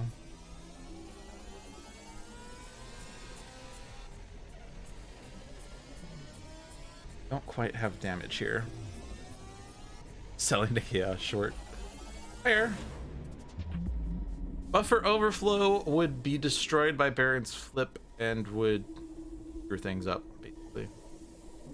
I think I don't want that.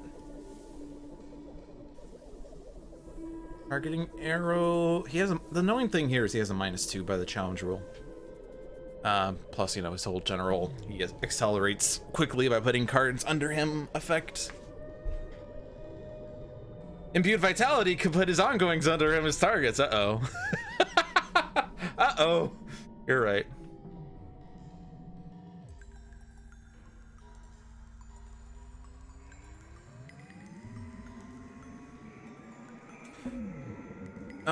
We don't have the damage here yet.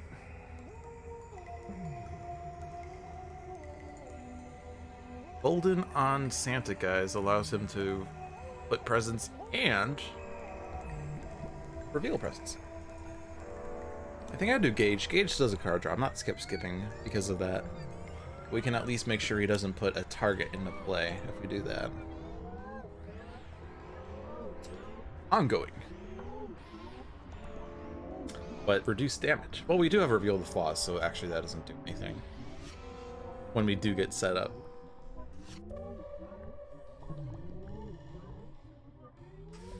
We have Extreme also, so that's irreducible damage, which is very good.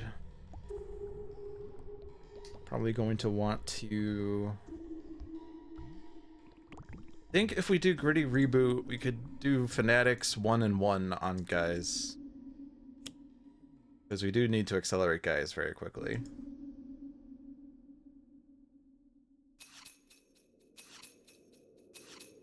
I've complained about Guise a number of times, but the annoying thing that I have, the thing I find most annoying with Guise is like, yeah, he has a super turn possible where he plays a bajillion ongoings. That happens on turn 8. So what does he do for turns 1 through 7? Draw cards. So embolden on Guise then, I think, was the idea. And then punch Guise, because want to punch Guise. Retcon allows us to destroy the thing. I did put it on top, right? I didn't put it on bottom. Sure hope I put it on top. Time flies. Okay. That now embolden does nothing. Great.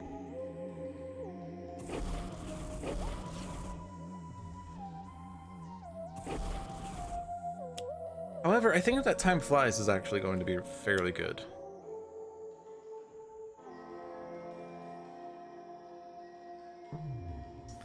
Time Flies allows us to do Reveal the Flaws and Targeting Arrow on the same turn.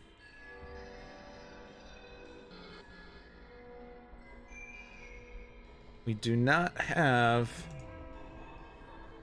Blatant Reference, though. We do have Guise the Barbarian.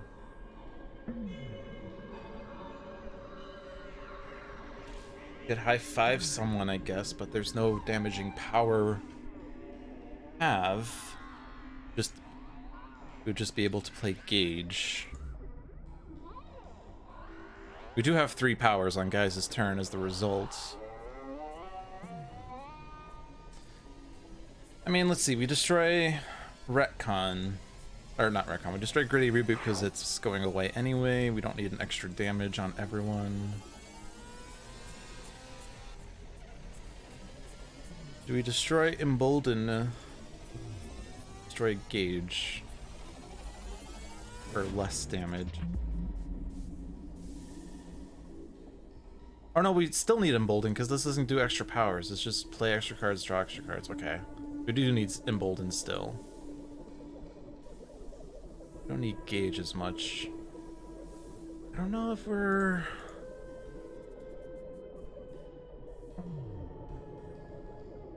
Like, that would be 4 damage off of power.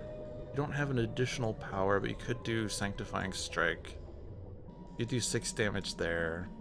Actually, you get 2 plays, so actually you could do Sanctifying Strike and Holy Nova or something. So that would be 2, 4, 6, 8, 11. Also does 12. Well, puts us up to 12. We do Presence and Card Flip, probably do it on Guise to hope to see Blatant Reference. You don't have damage otherwise.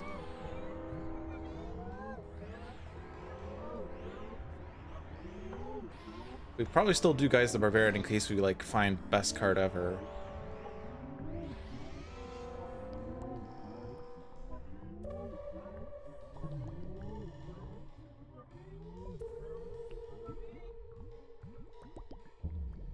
So I think we get rid of Gauge, but we keep Embolden.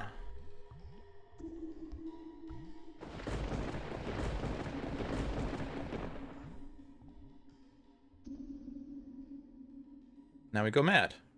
Reveal the flaws. Targeting arrow. Increase damage dealt to Mad Bomber Blade by 1. Pinpoint shot for 3.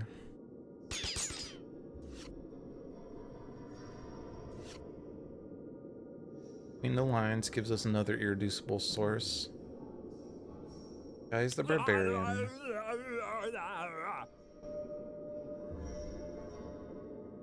You don't need extreme because damage is already irreducible. Don't have an ongoing to copy. Copying reveal the flaws is not going to do anything.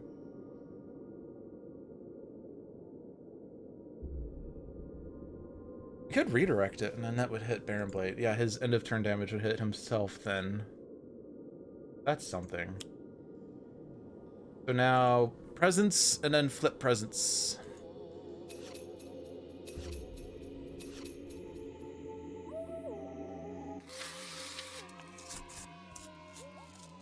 Look what I found! That's damage. Booyah!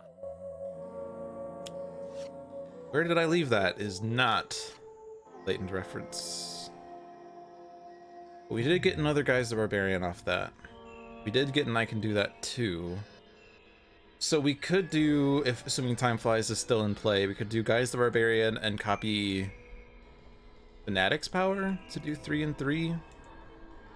Problem is we won't have damage irreducibility anymore. That would be a lot.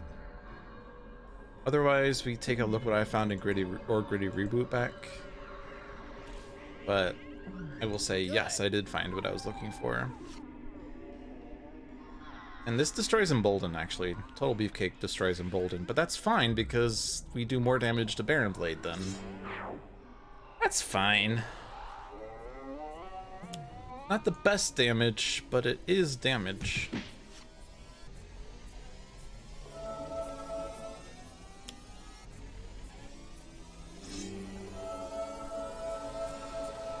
I say it's not the best, even though we just did more than half of, or more than 2/3 even of Baron Blade's hit points. He's down to single digits on the front side. In the environment play card, it says deal a bajillion damage to Baron Blade. Nope. Time's now crawling. Which is worse. Oh, I guess he doesn't do the damage from that because it's hero damage that's irreducible. Now we have the haste and doom thing.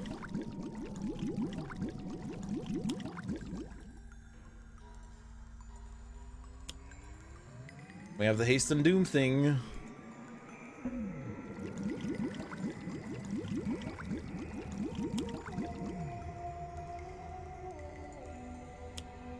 John, why did you set up this solo game so terribly?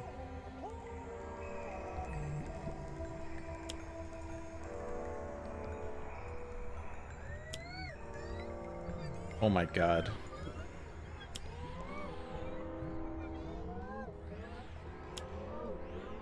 Oh good, finally you stopped. Yay! You only have 11 cards under you.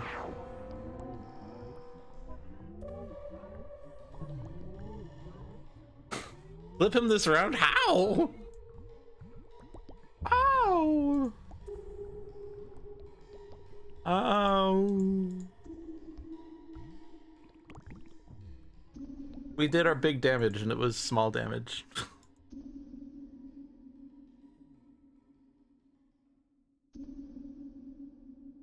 We have to skip player power.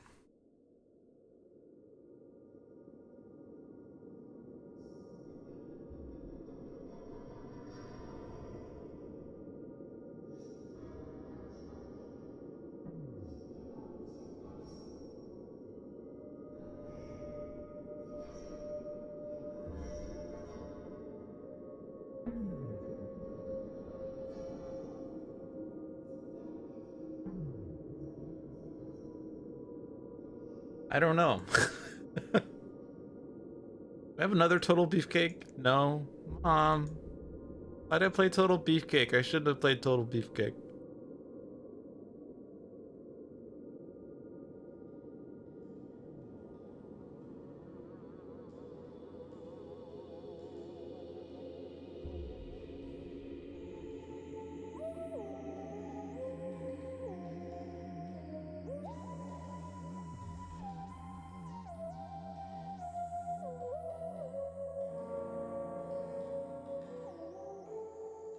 I wish I could have Guise play. I can do that too right now, but I can't. I can have him use a power,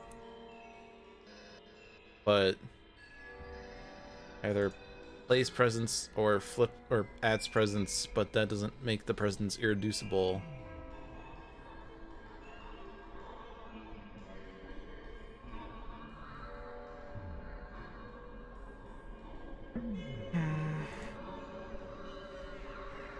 I think I recompile and try to find another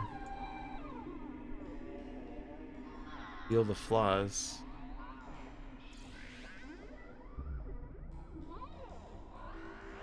How many Reveal the Flaws are there still? There's 2. Could they be here? I mean, yes. What's the probability that there's one there? Well, it's 1 minus 28 over 30 times 27 over 29. Math.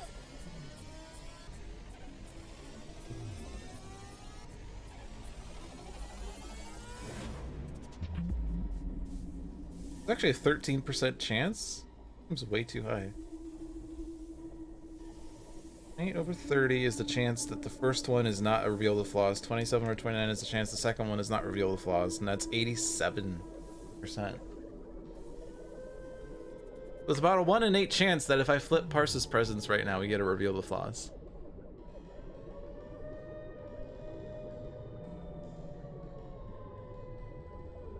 Tired. What's the probability of it? Wired. What's 1 minus the probability of it isn't? Well, it's the standard trick for finding the probability of at least one thing happening. So, like, it's a lot more complicated if you ask, what is the probability that this card is a Reveal the Flaws? Well, okay, that one's 2 out of 30. But if you're asking whether one of these is Reveal the Flaws, you have to ask, what's the probability of this one? What's the probability this one isn't, but this one is? And you have to add them together. It's a lot easier to just instead say, what's the probability that neither of them is, and then subtract that from 1. Hashtag math. It's really weird that that's 13%. That seems way too high. I guess 2 out of 30, 1 out of 15.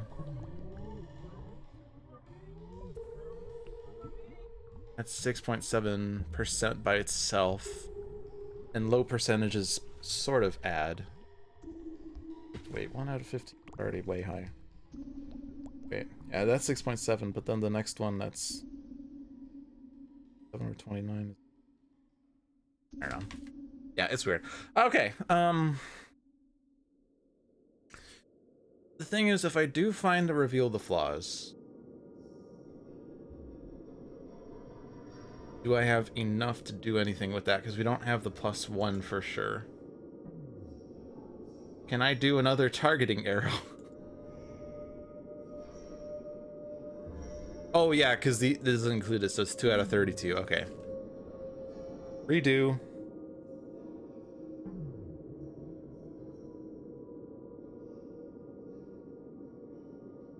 That is a 12.3% chance. Which is also 1 out of 8, basically. I round up instead of round down.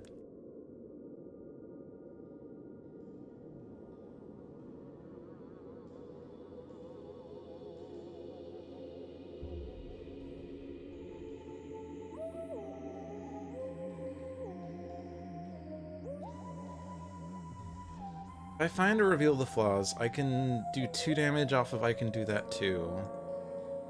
Do 2 damage off of Exorcism. I do. I can put him down to 5. $5 foot long.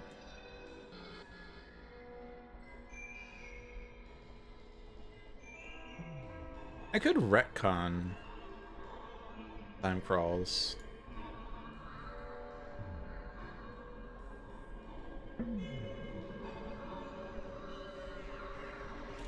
And then I can do that too into Flip Presence.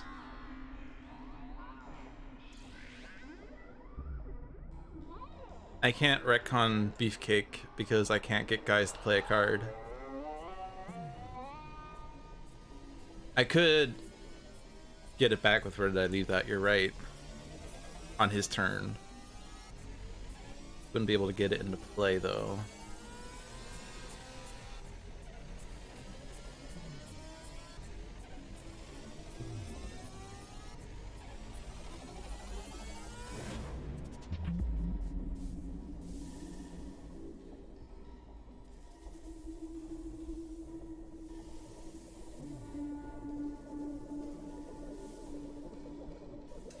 I don't think there's a reason to do the flipping right now. I could do between the lines to make Guise put presence down. I can do that too to make Guise put presence down on his turn, and then he's flipping 4 cards. And Fanatic would be able to use it, do a play, and Power would be able to do 2 and then 2 to do 5.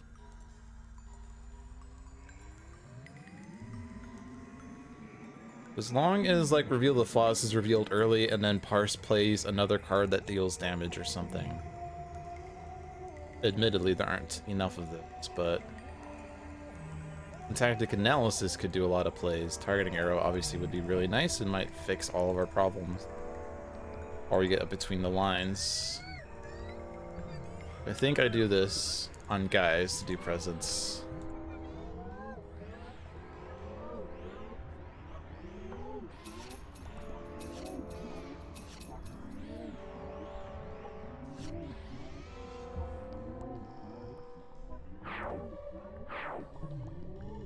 Then retcon, destroy, time crawls, and then play. And I can do that too. Put more presence down.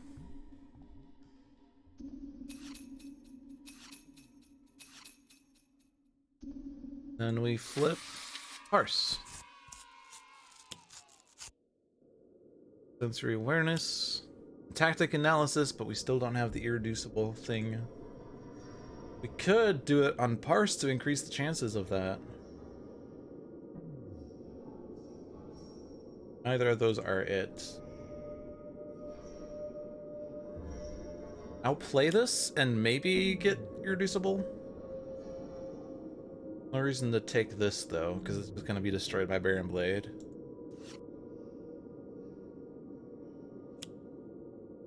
Age. Buffer overflow is literally the worst. Literally the worst. He promised me the moon.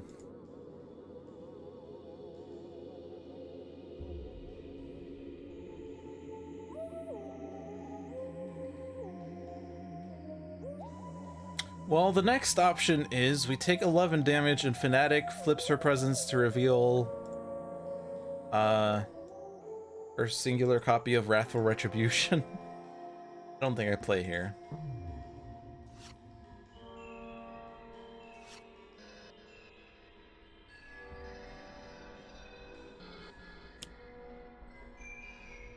Oh good, you deal damage to Barren Blade, except you don't. Womp womp.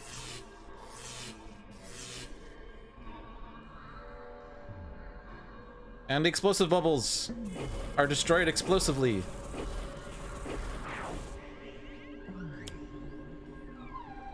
Do we even get another Guise turn?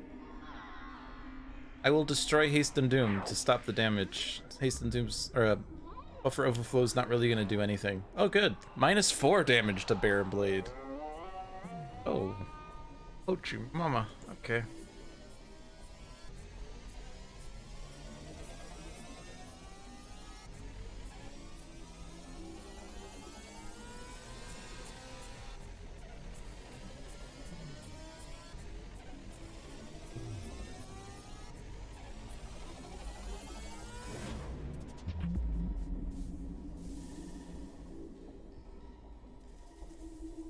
Is this guy difficulty to a god? It's the advanced, or sorry, the challenge rule that's making this a lot harder.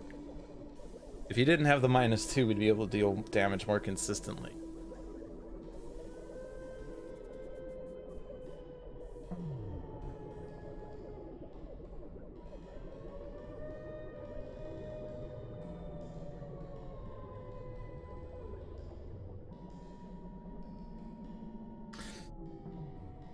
Probably should have gotten Total Beefcake back, but I went all in on the finding irreducible damage game, and it did not work. I do not regret my decision. This is a tough match.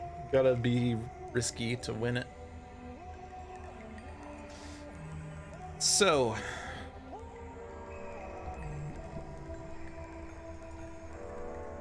I could try to recompile to increase the next damage by someone by 3.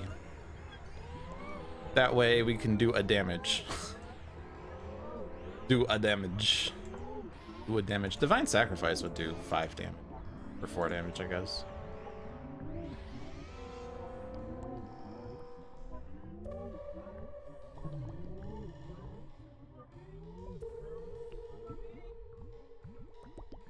Have been dealt 19 damage, so Wrathful would work. Don't need the pluses.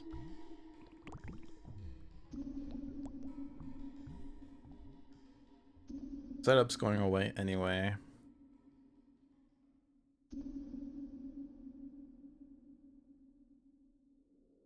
Probably take out Backlash Field.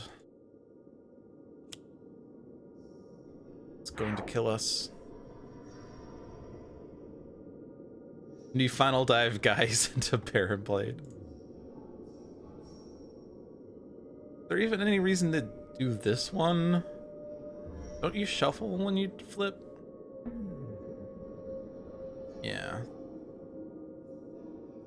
Like, we're dead if he has another action, so we're just going to draw, I guess. Or... well, that's not going to do anything either, right? Because...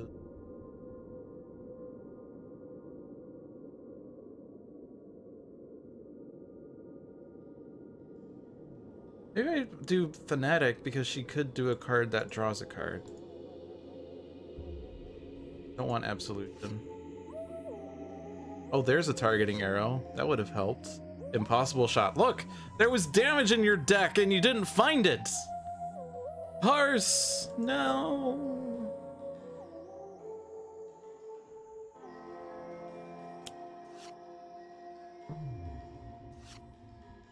Oh look, there's the blatant reference that would have saved the world.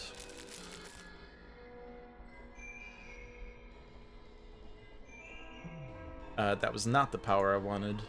This is not a one-shot. I can do this. Fanatic, go! Wrathful Retribution. End of Days.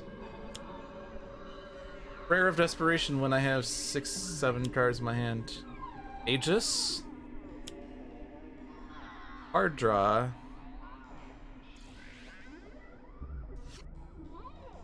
We're not Wrathful Retribution. Well, the good news is Fanatic survives. End of Days cannot touch these cards. They are not considered in play and they're indestructible. Wow. Good news, everyone. We get a respite.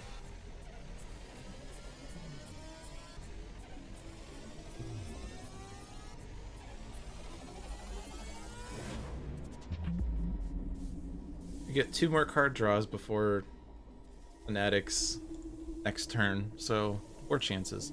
Any other card draw here? I don't see it. Skip, skip.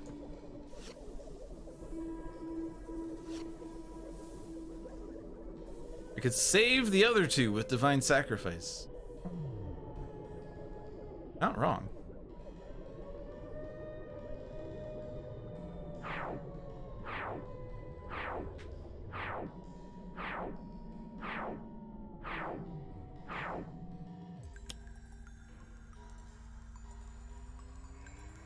Negative energy fields. Oh, jingle bells. I smell.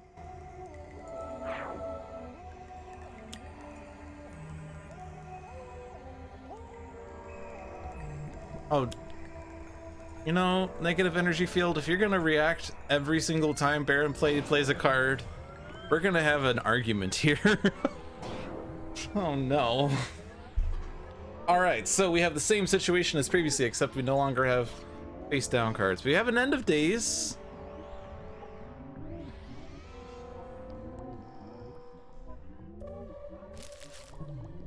We have a Chastise.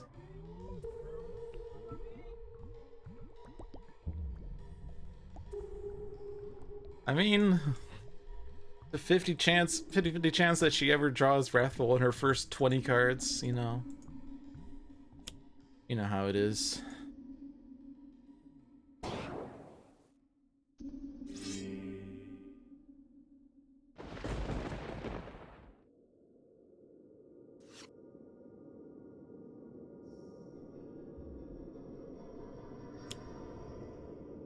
Oh, good. HPs.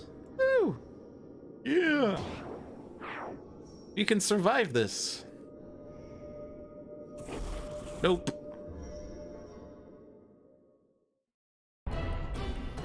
Okay. 904. I'm gonna do one more. Ultimate Mad Bomber Blade. Double checking that I did Ultimate. Last week I had issues remembering that. This time we have Visionary, Extreme Prime Warden's Haka, and Extreme Prime Warden's Argent Adept in Final Wasteland.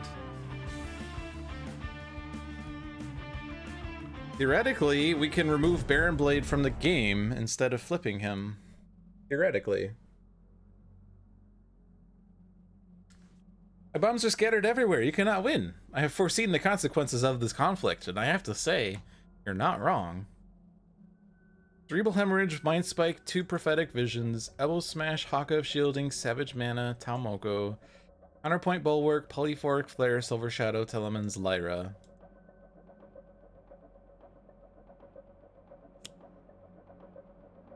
So... Visionary. Oh, crap.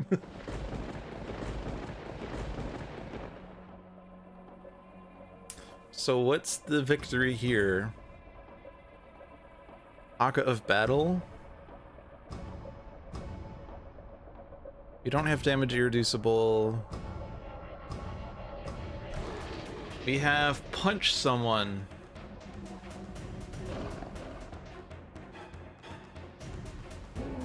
Punch Someone, the power. Anything here that does irreducible?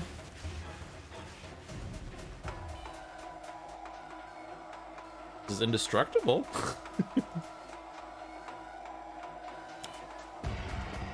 Alright, Khan's Bunker, Rat Beast, New Jersey Devil.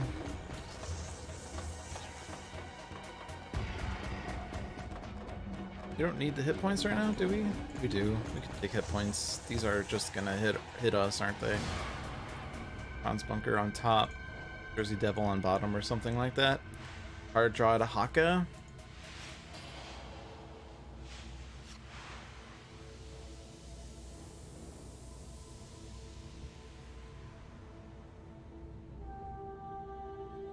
Not foresee Savage Mana being particularly useful. It could take environment targets, but that's going to take a million years for it to do anything. And unfortunately, we do not have a million years. We have a Haka of Shielding. Anything that lets Haka draw cards is what we're taking. Smash is not the answer. Is it the answer? That's a damage, I guess. We also have Rampage. Direct damage from Argent Adept, I guess. Don't have to do it. It's gonna make Haka take more damage, but that's fine. Do you have card plays that draw cards? No. Sense for you to do something either. I guess no. We could do Haka draw there. Counterpoint Bulwark.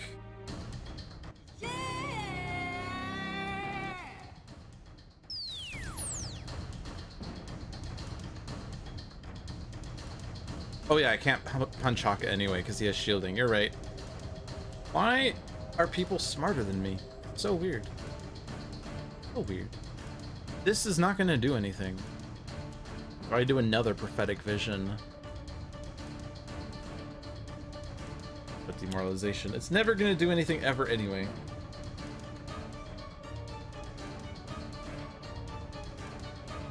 Haka draws.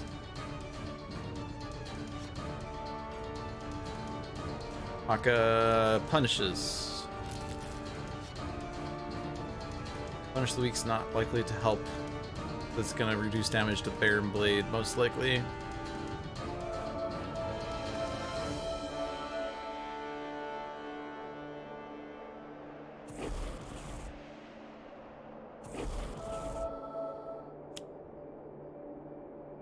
Now, Bear and Blade does his thing.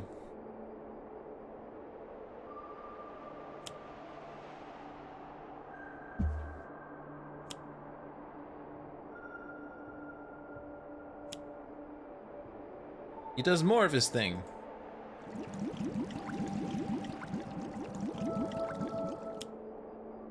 Okay, so he stops. He found his terminal card. Seven cards. Ancient Library is what we want. Card draw to Haka.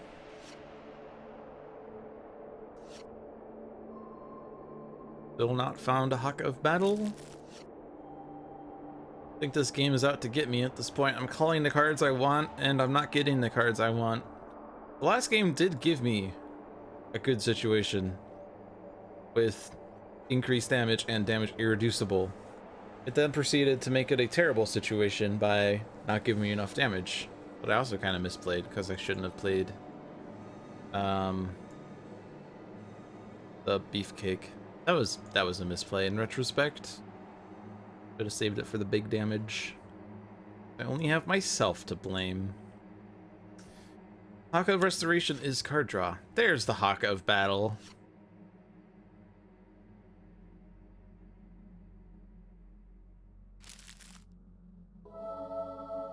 So now I need to discard 32 cards.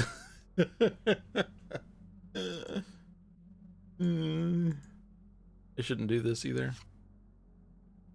Redirecting 7 damage is incorrect.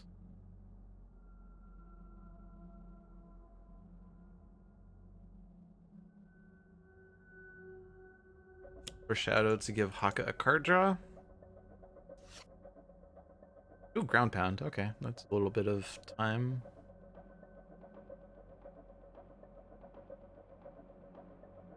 Play Arcane Cadence.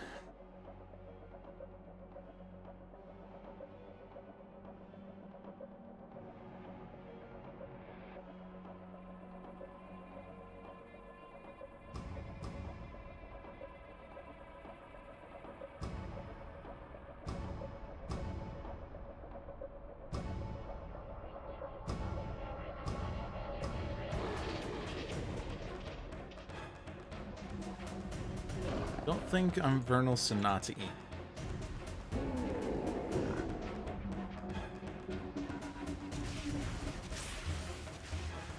I think I'm playing Arcane Cadence. Goal is probably to find Zoo's Bell. Give a damage reduction to Haka. And Argent Adept. Next turn we're gonna Ground Pound probably. Following turn we're gonna take a Haka of Battle.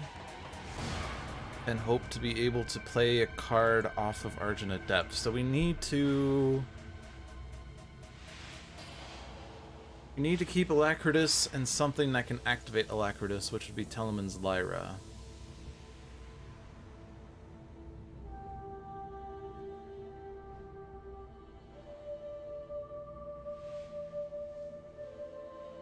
Maybe.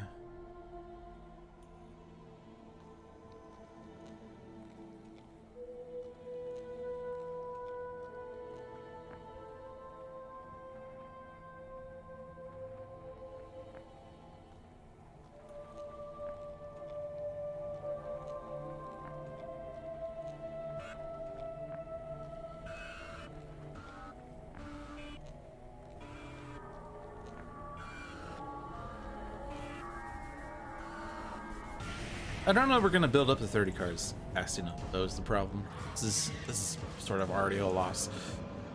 But if I put Alacritus in play, I could do Teleman's Lyra next turn.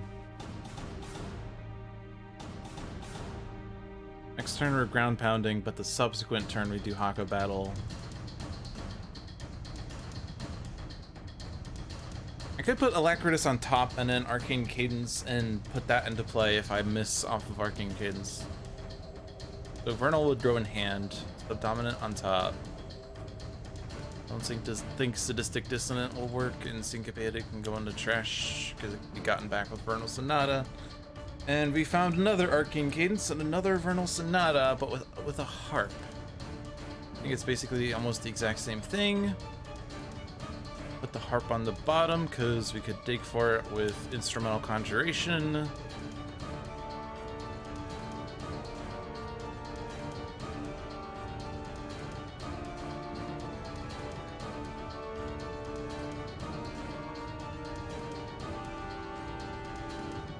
Inspiring Supertonic is not going to do it, is it?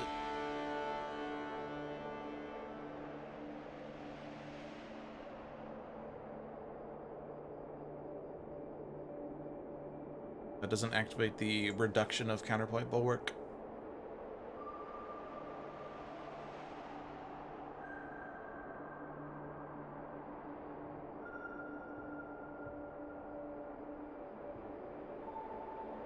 Oh, but I have a conjuration, so I can get Zeus Bell. Duh.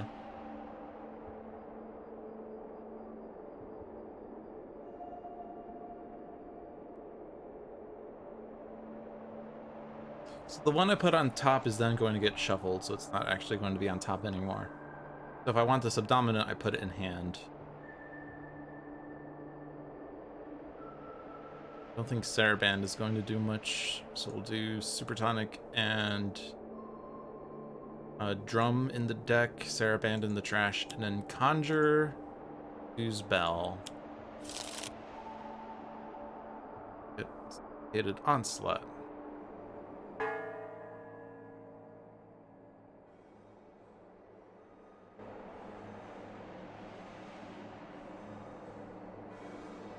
And card draw to Haka.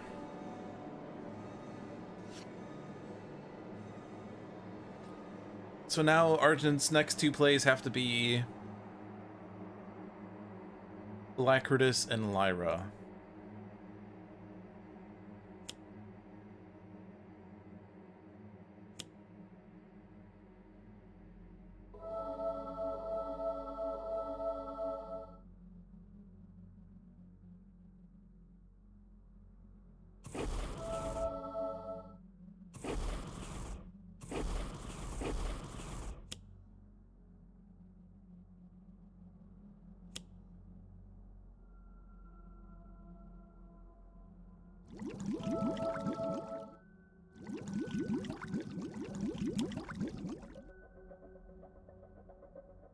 Ongoing Destruction would have been nice.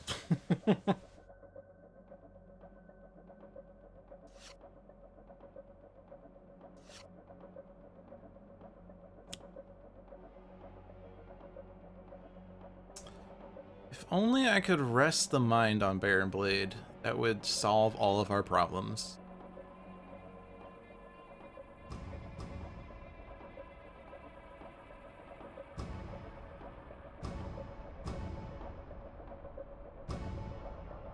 I'm using Visionary Power to get Haka card draw.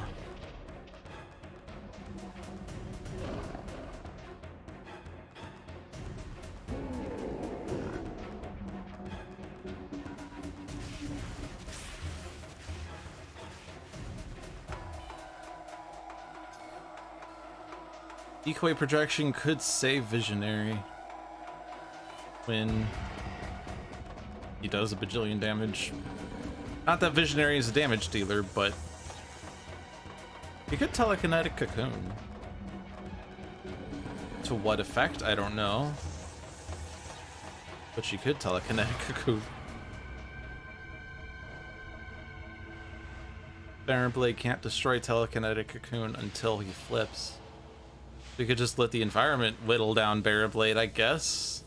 Eventually Baron Blade will have all of his deck under him. At which point he will no longer be able to heal off of self-repair, flesh repair nanites. So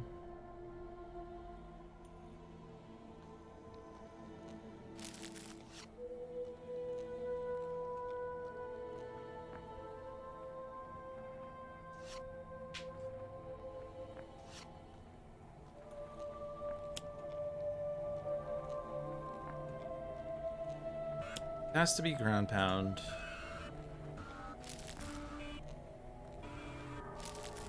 Might not have to be ground pound.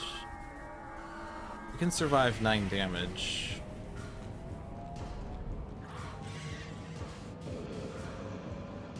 Counterpoint Bulwark plus Tomoko makes that 0.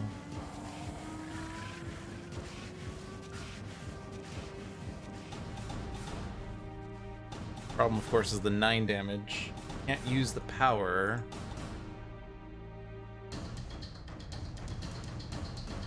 I think we don't play ground pound then. During intercession, actually. Oh no, we have to do Tomoko.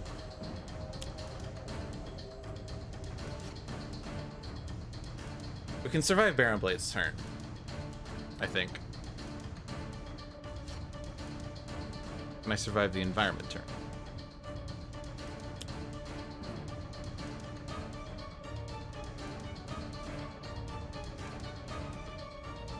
So this has to be Alacritus.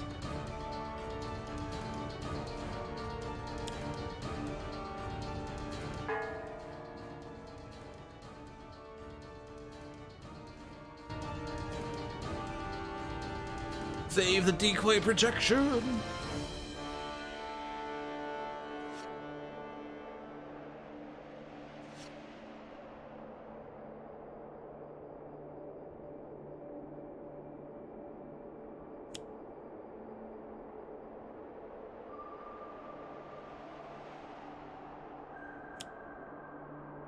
Unforgiving Wasteland. Oh yeah, Telekinetic Cocoon plus Unforgiving Wasteland. We could win this. I think I go away from Haka battle and into Visionary immunity. I think that's what we would have to do. But would the environment do enough damage though? Problem is the environment doesn't do enough damage. Oh, Mongolian Deathworm would do enough damage. Would do 1 and 1 eventually.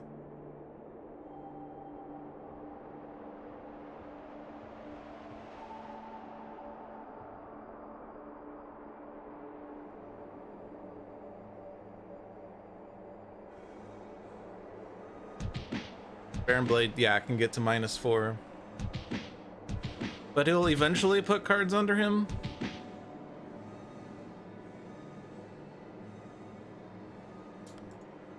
Can you'd have destroy ongoing, yeah. So we could destroy the ongoings with Argent Adept's Incap then. Get Visionary first.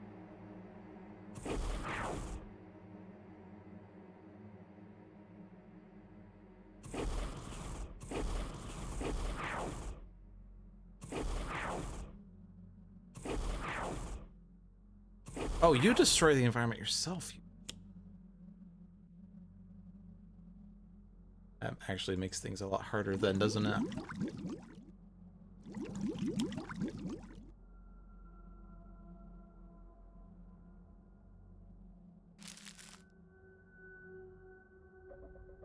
There's that strategy down the chain. It's still possible though, because we do get environment card plays off of Khan's Bunker and Ancient Library that can give us the Mongolian Deathworm before the start of the environment turn.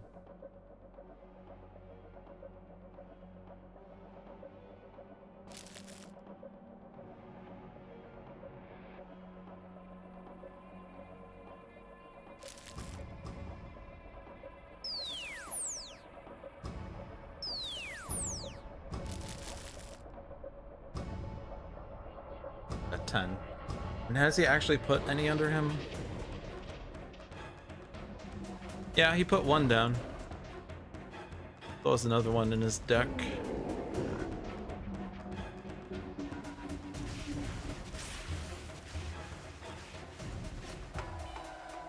Brainburn? The answer, of course, is no, not Brainburn.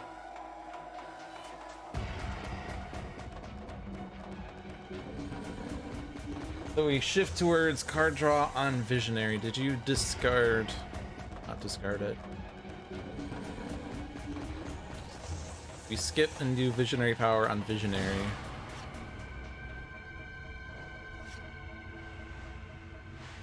Suggestion would actually slightly do something.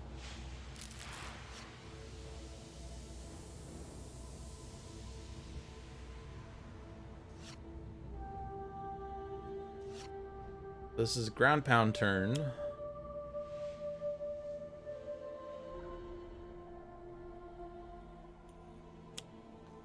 Visionary would actually survive, ironically. Probably because we moved the big damage away from Visionary.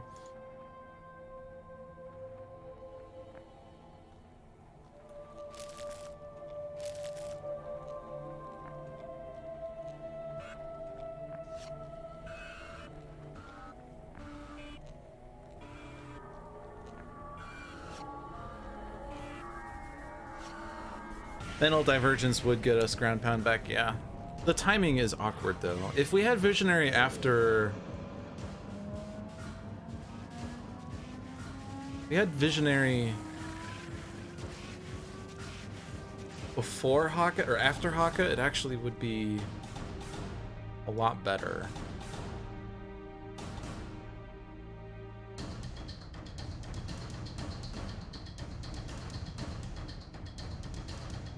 But such is the way of life.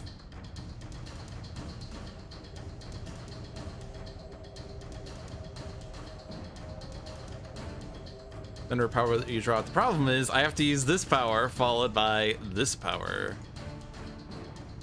Means I need 2 powers on Visionary, which is difficult.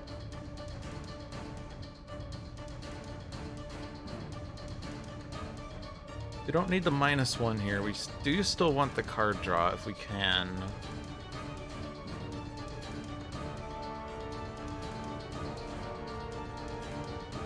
Do we suggest something?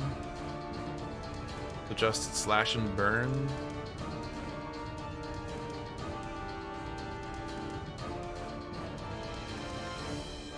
Oh, I see what you're saying, the library.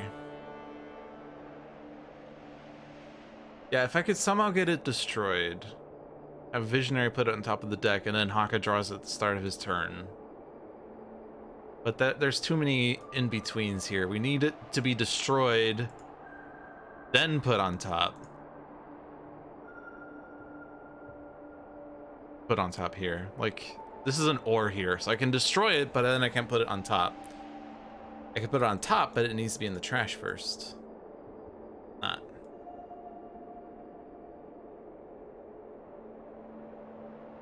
There's at least one more ground pound though. One more.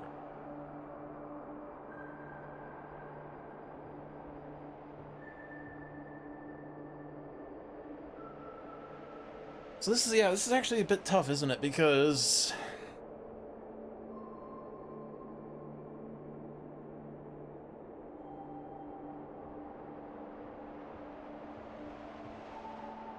I can give card draw to Visionary to try to find Telekinetic Cocoon, or I can give card draw to Haka to find the other ground pound, and then we'd be able to shuffle the ground pounds between each other.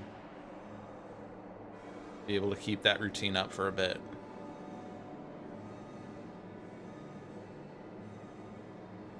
Getting another ground pound would mean we can be immune to damage until we find a Telekinetic Cocoon, at which point we Telekinetic Cocoon until, you know, we win.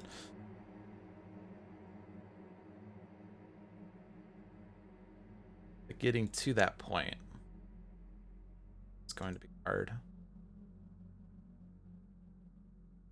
If I punch myself, I die, so I can't use Polyphoric Flare.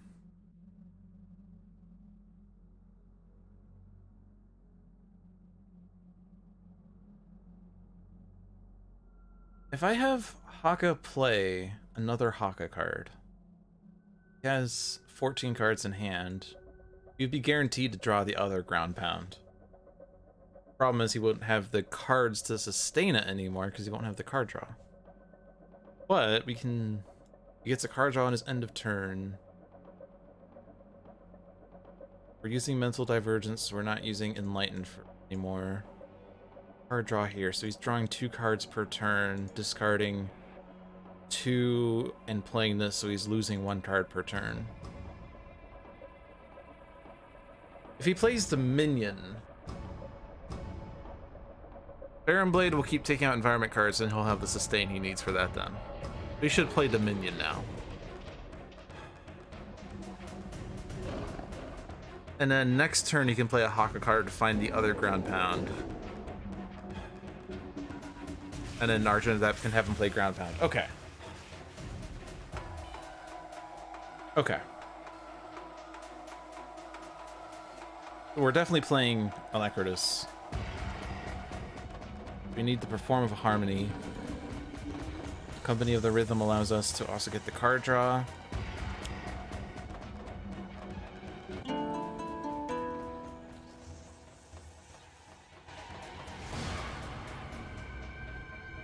Actually, if he plays all his Dominions, he will have enough card draw, period.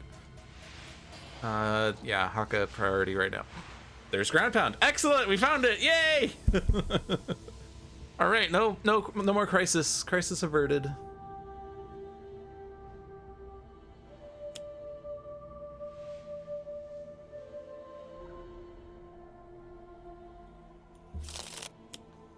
Actually, with ground pound sustain, the environment never deals damage. Baron Blade never deals damage. We could just whittle Baron Blade ourselves.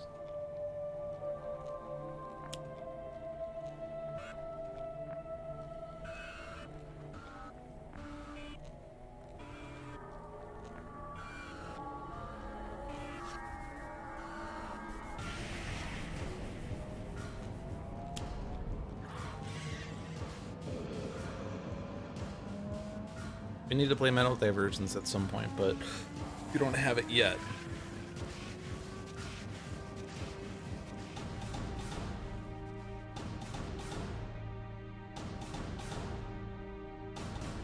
I really want that Living Force Field to be put under him. I don't care about the other ongoings. I'm going to suggest a one-shot.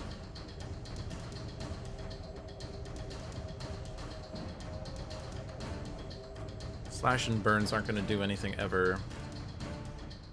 But as long as we have a ground pound, he can't deal damage. So you got what you needed, so now I focus on myself. Foresight is better. Just the ether. That would allow us to whittle him better.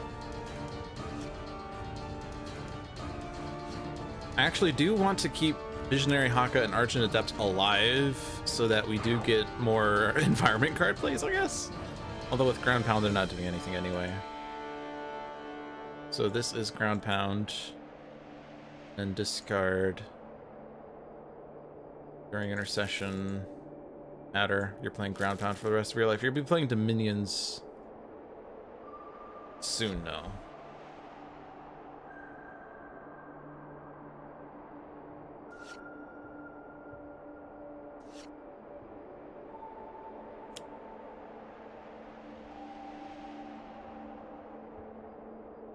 So we now need Mental Divergence to get Ground Pound on top. So... well, we can do it on Visionary's turn. It's not going to matter. We could Vernal Sonata to put it on top as well. We want to work on getting Argent Adept a little more set up so we can do Alacritus, or not Alacritus, but also Inspiring Supertonic. Plus Arcane. We have the powers we want. For now. We want Inventive Preparation in play. We want Supertonic in play.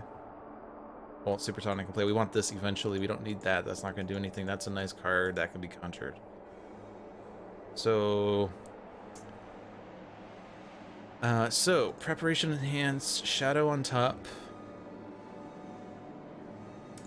Pipes on the bottom. Scherzo the trash. Supertonic. Now I can do... well, I still want you to play Dominion.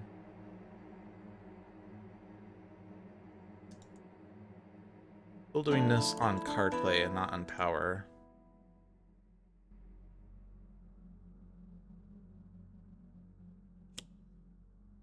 Oh no, Baron Blade's not destroying anything. Oh, we're not getting that sustain then. Forgot that he's not dealing damage.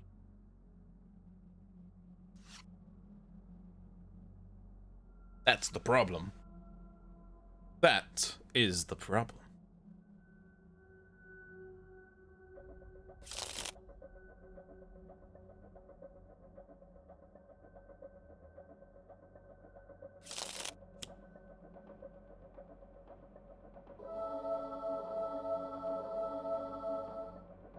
Argent Adept has doubled his hit points.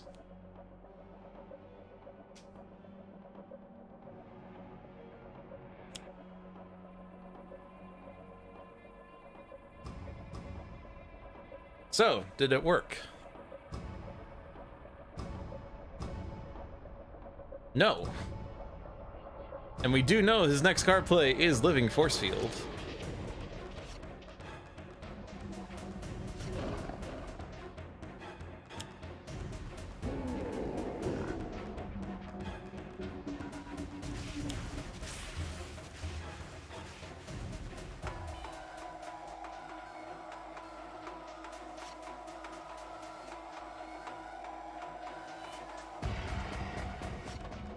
Oh, we're getting 2 card draws off of Ancient Library. He doesn't need the sustain. Ah, I'm dumb. I'm dumb on 20 levels. Okay, well, ground pound for life then.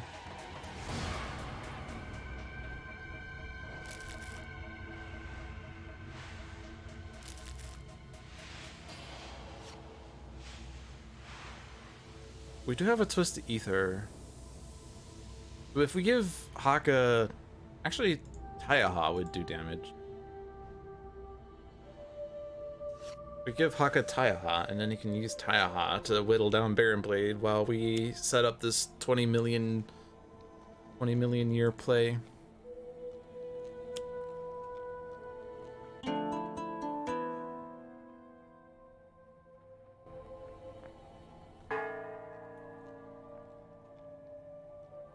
Production.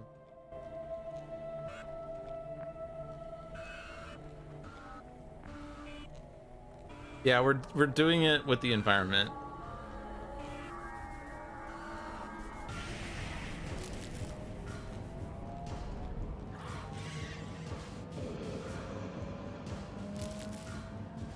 So this play needs to be visionary to do suggestion again.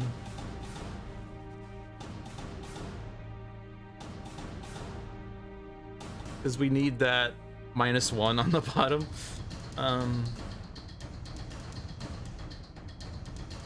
Slash and burn. Devious disruption is also not going to do anything. We get another play. Oh, but I guess we also have draw. We play Twist the Ether. We play Twist the Ether, and the next turn I can do Foresight and Foresight. No, I need to know Divergence at some point, I guess, is the thing. So I'm not really going to be using Foresight then. I'm not using Foresight, I could Twist the Ether on Visionary's turn. So I do card play to Haka so that we can start doing the damage that we need to do.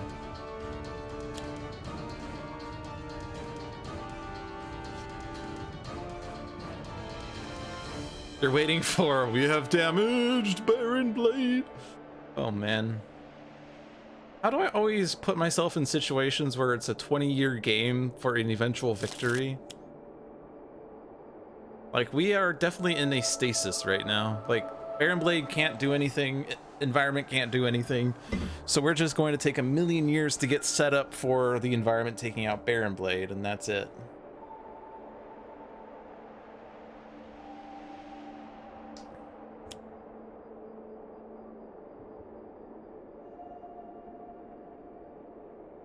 Okay, so now we have put both of the living force fields under him so he can not get another minus.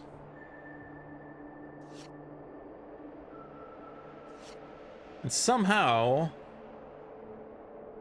14 cards left and we have not found a telekinetic cocoon yet.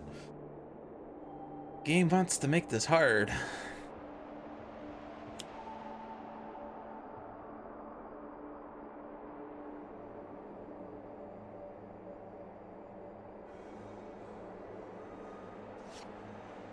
There it is. We found one. We don't need it, but now we got it. And then you have it.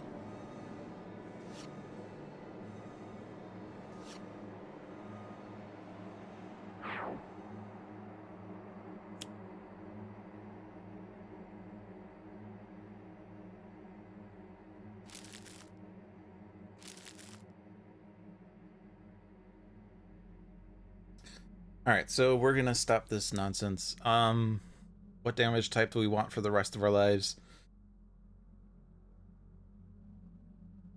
Infernal?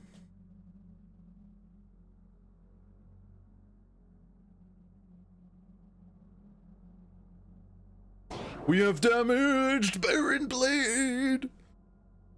We did it!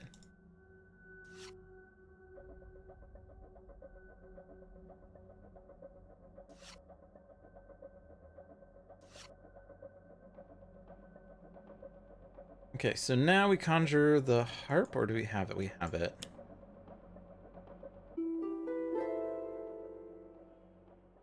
Adept is now set up for shenanigans and chicanery.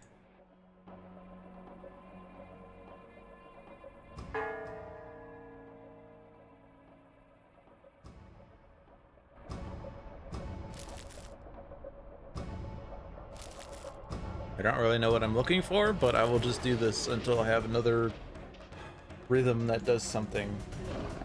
The +1 is what we want, isn't it? Yeah, incubated next, I guess.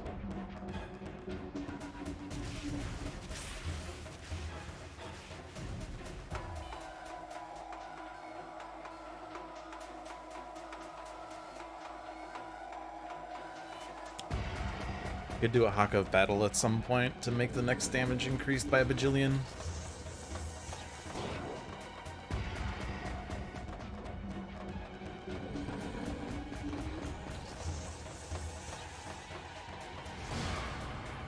We do have to be careful because if I shuffle ground pound into the deck, then my sustain is gone forever.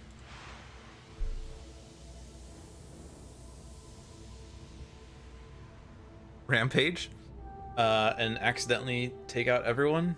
Yeah, we can't survive Rampage. I was just gonna do Vitality Surge.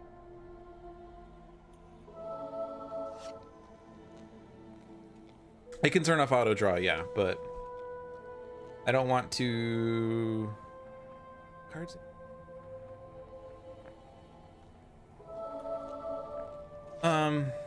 We're still going to need card draw on Haka, I guess.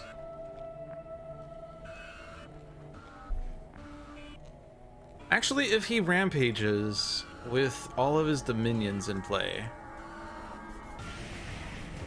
he would draw his deck.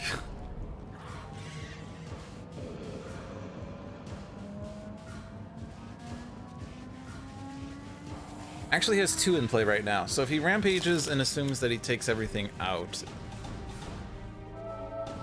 that's 12 targets times 2 is 24. I think he would actually draw his deck. He has 6 cards in play, 1 is his character card, so it's 5 cards in play, 11 enhanced, there's 24 cards left. 12 environment cards times 2 is 24. It's exactly the right number.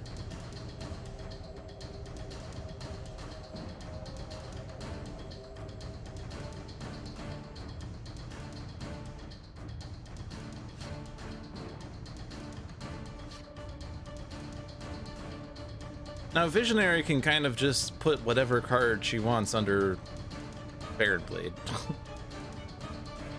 If she wants. I guess we don't want Flesh Repair Nanites to go off, so we do Slash and Burn and Flesh Repair Nanites. Put Slash and Burn on top, so that Flesh Repair goes under him.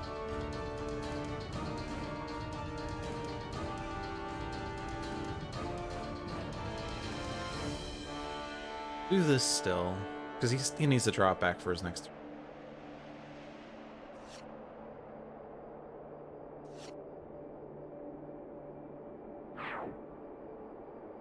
So ground pound.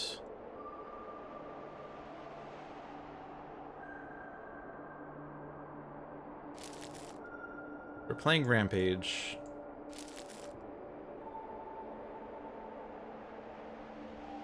I like that the 3 was up here for some reason. We're gonna need to turn off the auto damage part though. We need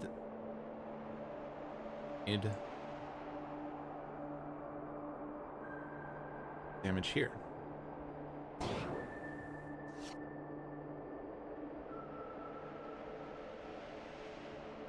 It's a magic 3. Okay, so clear that one.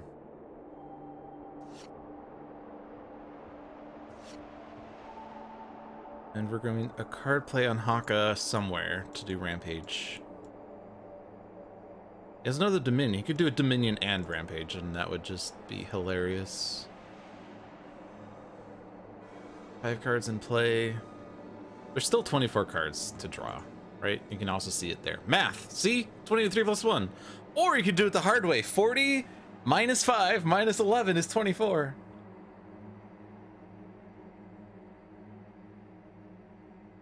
Just do Vernal Sonata, or Overshadow rather. Just do it like right now.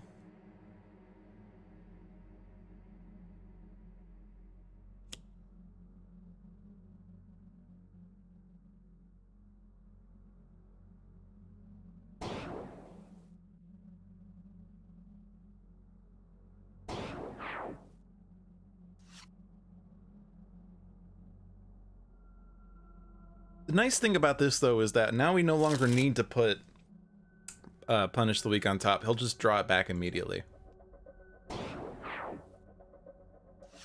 Or not Punish the Weak, Ground Pound. He'll just draw it back immediately. I think. Maybe? Maybe not. He's discarding... He's playing discarding 2... Drawing at the end of his turn. Then Ancient Library's 2 card draws. So yeah, he'd get 3 card draws before his next action. So yeah, we don't need to do card stacking anymore.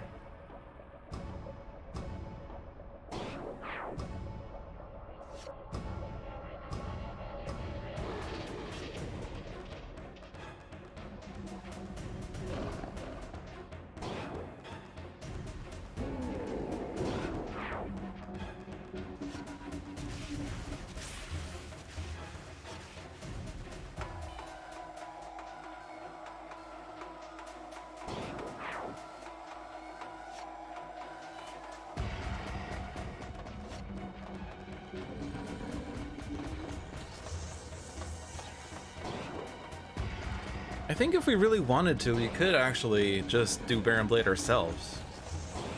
Do Haka of Battle and then damage.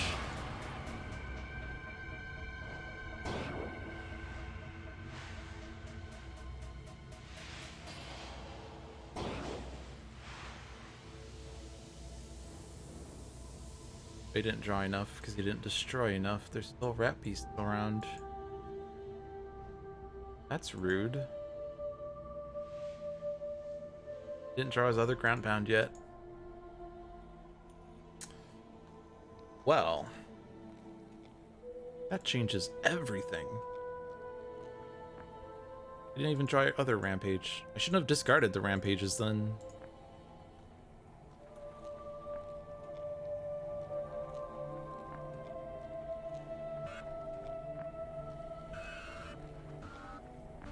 Can't Vernal Sonata right now then.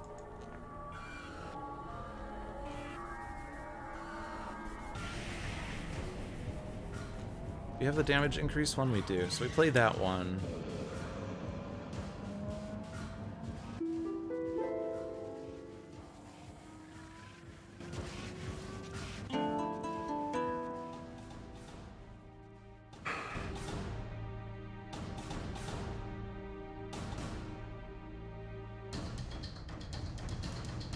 The Visionary only hits villains. Actually, I guess, never mind. She can hit everything. You're right, that would work.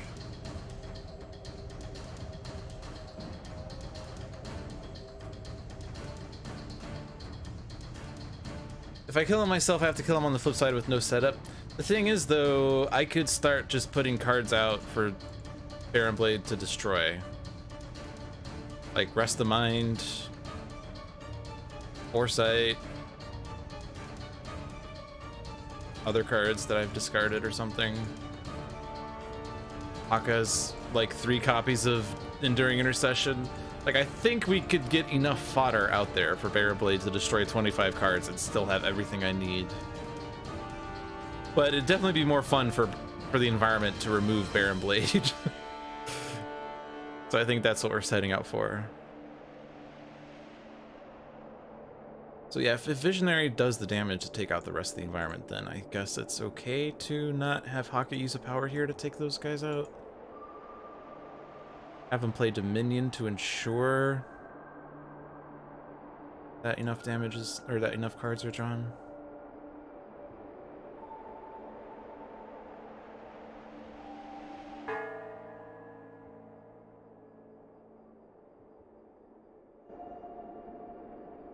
Increase to Visionary because she's gonna do damage, which is cute.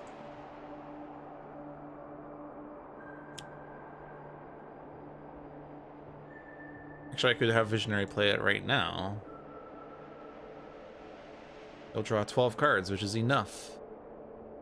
You don't have to have Visionary do it now, though.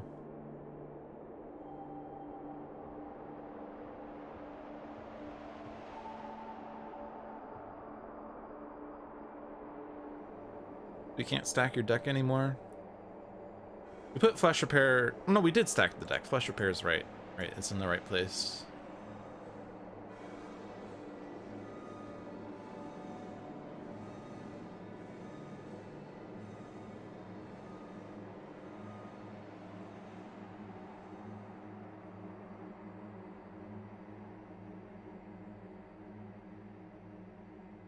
We're actually going to want a Twist the Ether on an environment card to do enough damage.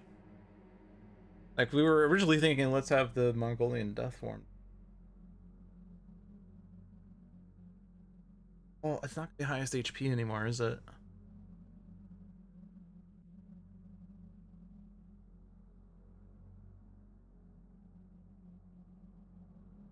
Okay, I think the end goal then... Baron Blade will be lowest. But Twist the Ether on New Jersey Devil to get past the damage reduction, I think is my thought here. Okay.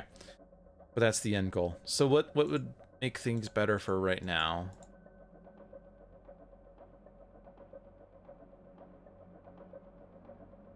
I don't particularly need something to happen right now. Give a card draw to Haka, but he's gonna draw his deck anyway.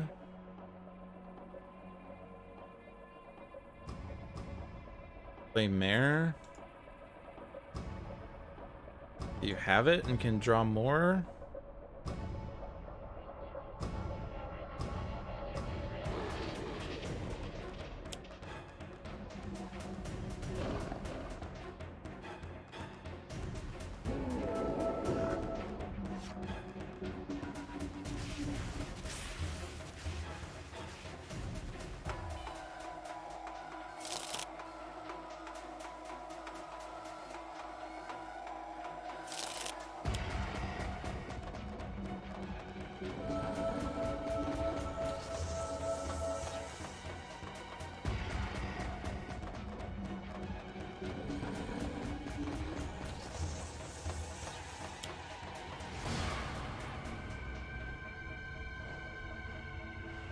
Alright, so Self-Repair Nanites is gone. They're all gone. Or Flesh Repair. Wait. Does he only have one of them? That's news to me. He has one Flesh Repair Nanites in his deck. I never knew that.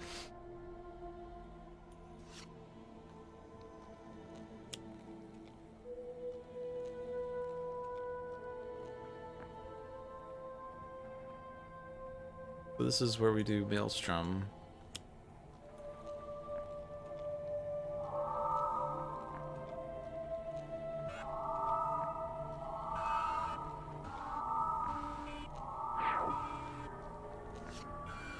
There it is.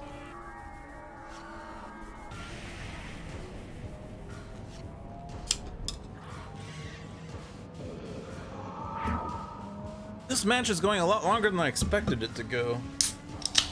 But it required cheese to win, I guess.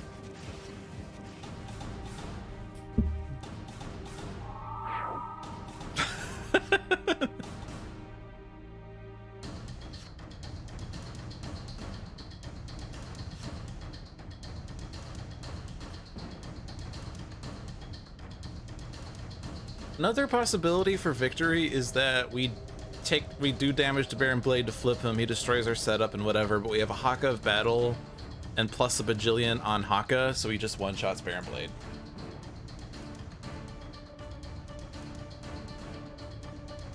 I don't know if there's anything you want anymore.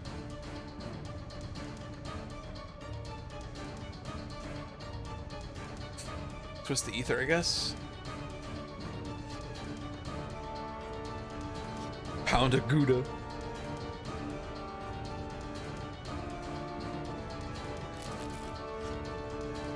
There's Twist the Ether.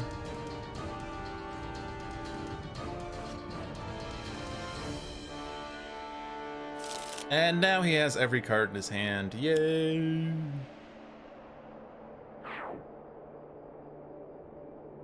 Okay, so ground pound.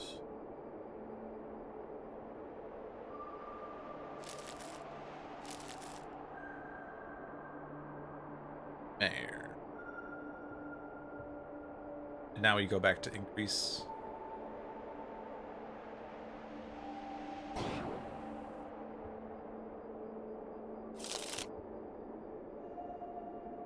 Yeah, he's guaranteed to draw ground pound, except for the fact that he didn't right now, but he will draw again. He will draw again.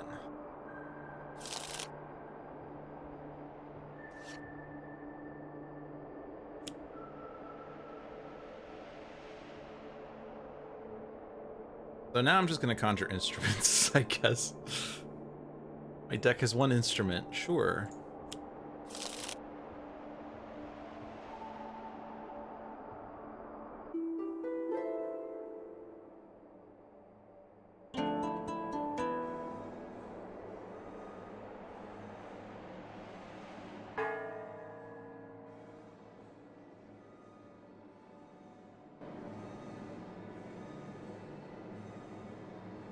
You play ground pound, right? Yeah. Want to screw it up this close to the end?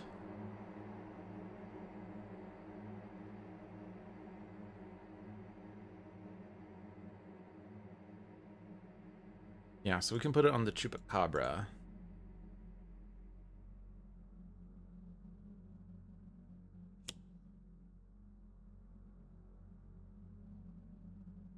The devil?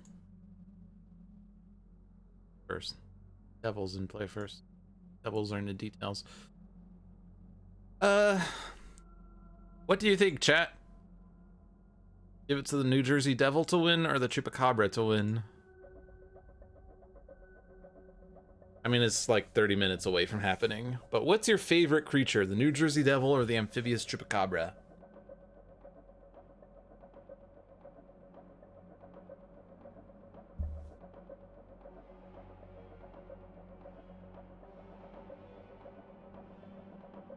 Chupacabra. Chupacabra has a better sounding name. Chupacabra. Any other plays we want to make now? Visionary does have a +1, right?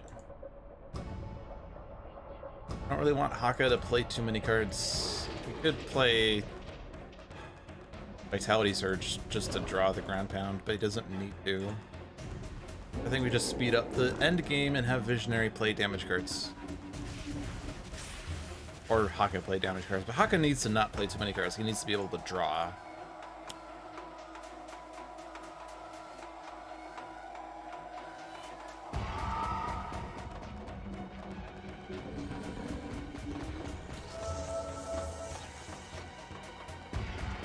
Remember when Argent Adept was down to 2 hit points?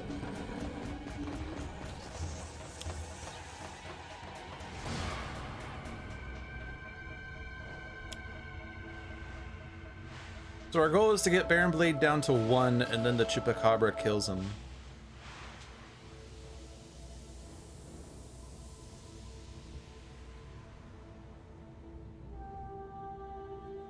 Thereby removing him from the game.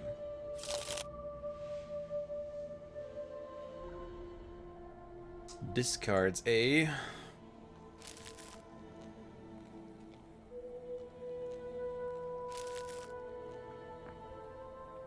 Is any of Argent Adept's cards limited? No, that's weird. It's very weird.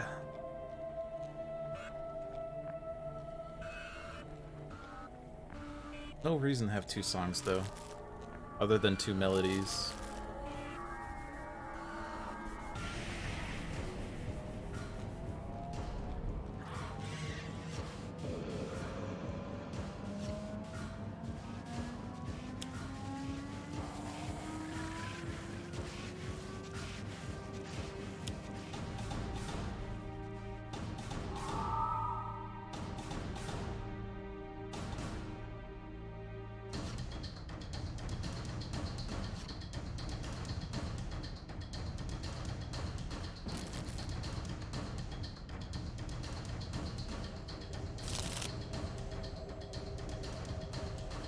Baron Blade's like, what are these guys doing?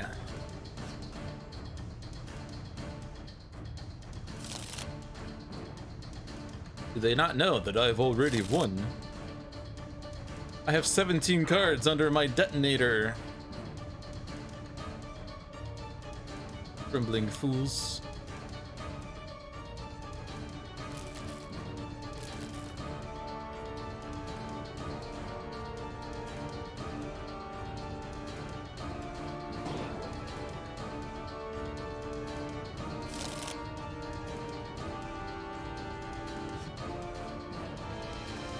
He drew his ground pound, yay!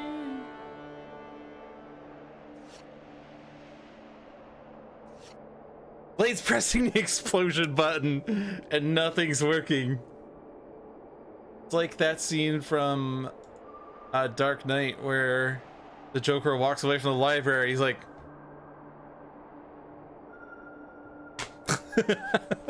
Except it does explode in Dark Knight.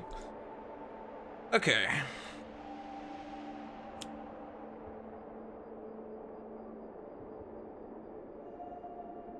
Can afford an Elbow Smash.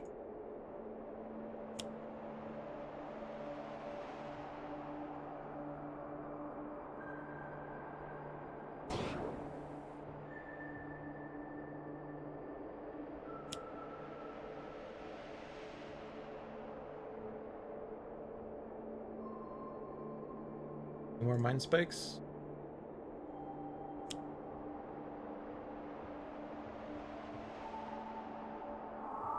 But you don't have the +1 yet. Yeah, I shouldn't play all those cards yet. The rest of the instruments are in my hand, I guess. Probably should have discarded them for Criminal Conjuration then.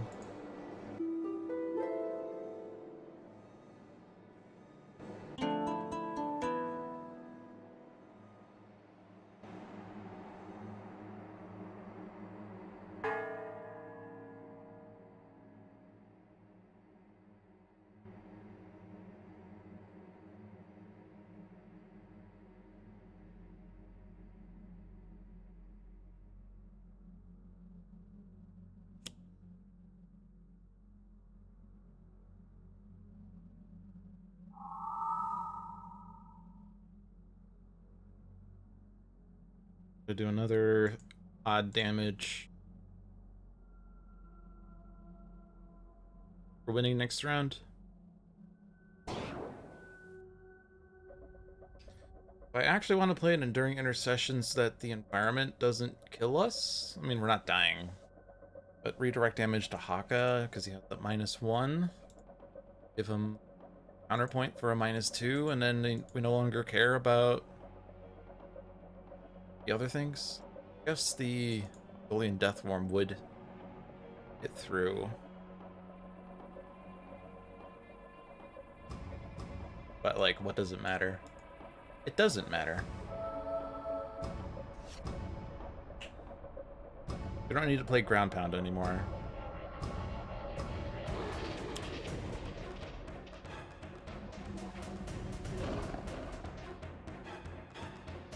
You could just have Visionary do the telekinetic cocoon.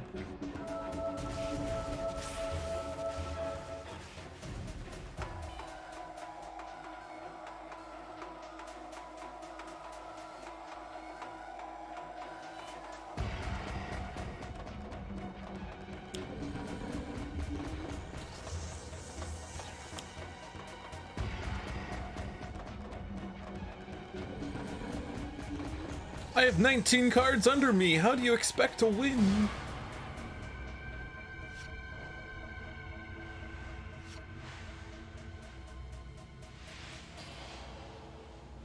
Well.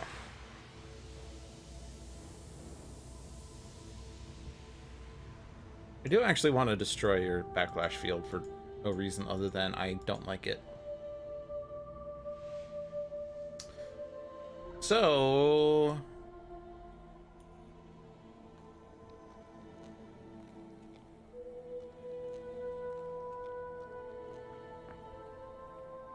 I'll just put my foresight out. At last. Yay, I did it.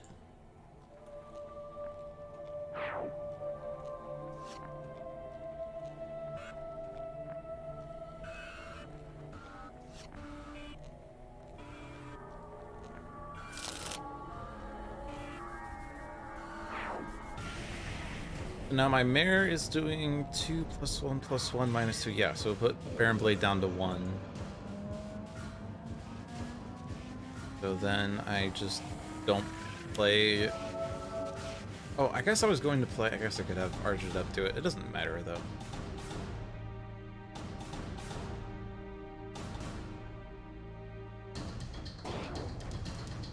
Baron's Blade's like, yes, yes. You've almost activated my trap card. Tremble, you foolish people. You're about to face the wrath of Baron Blade.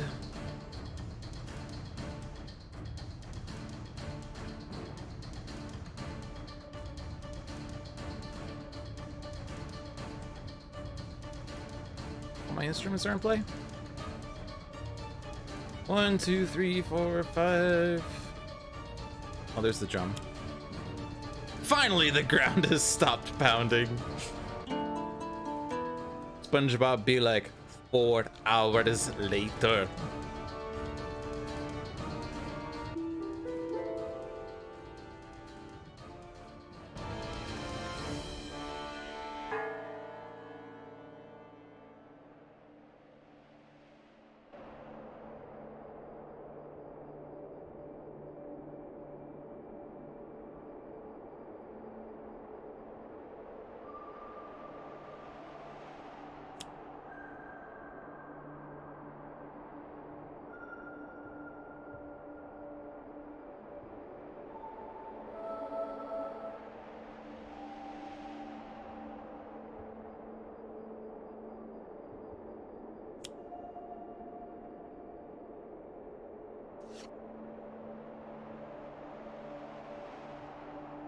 All right, environments, full wrath.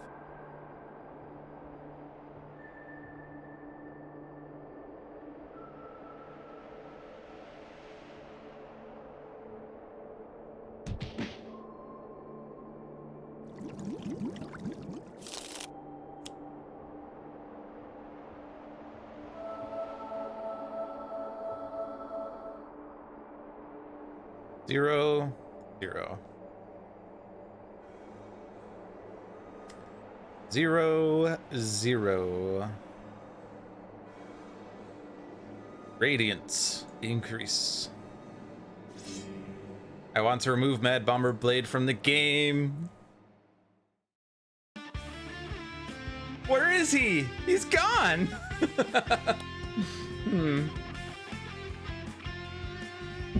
2015 and 19 hit points. Yeah, Ultimate Mad Bomber Blade's a bit easy.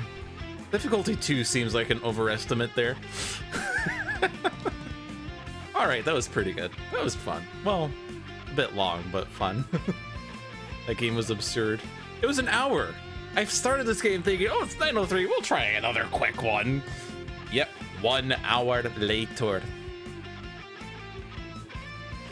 We have defeated Ultimate Mad Bomberblade by playing himself. So foolish, you played yourself.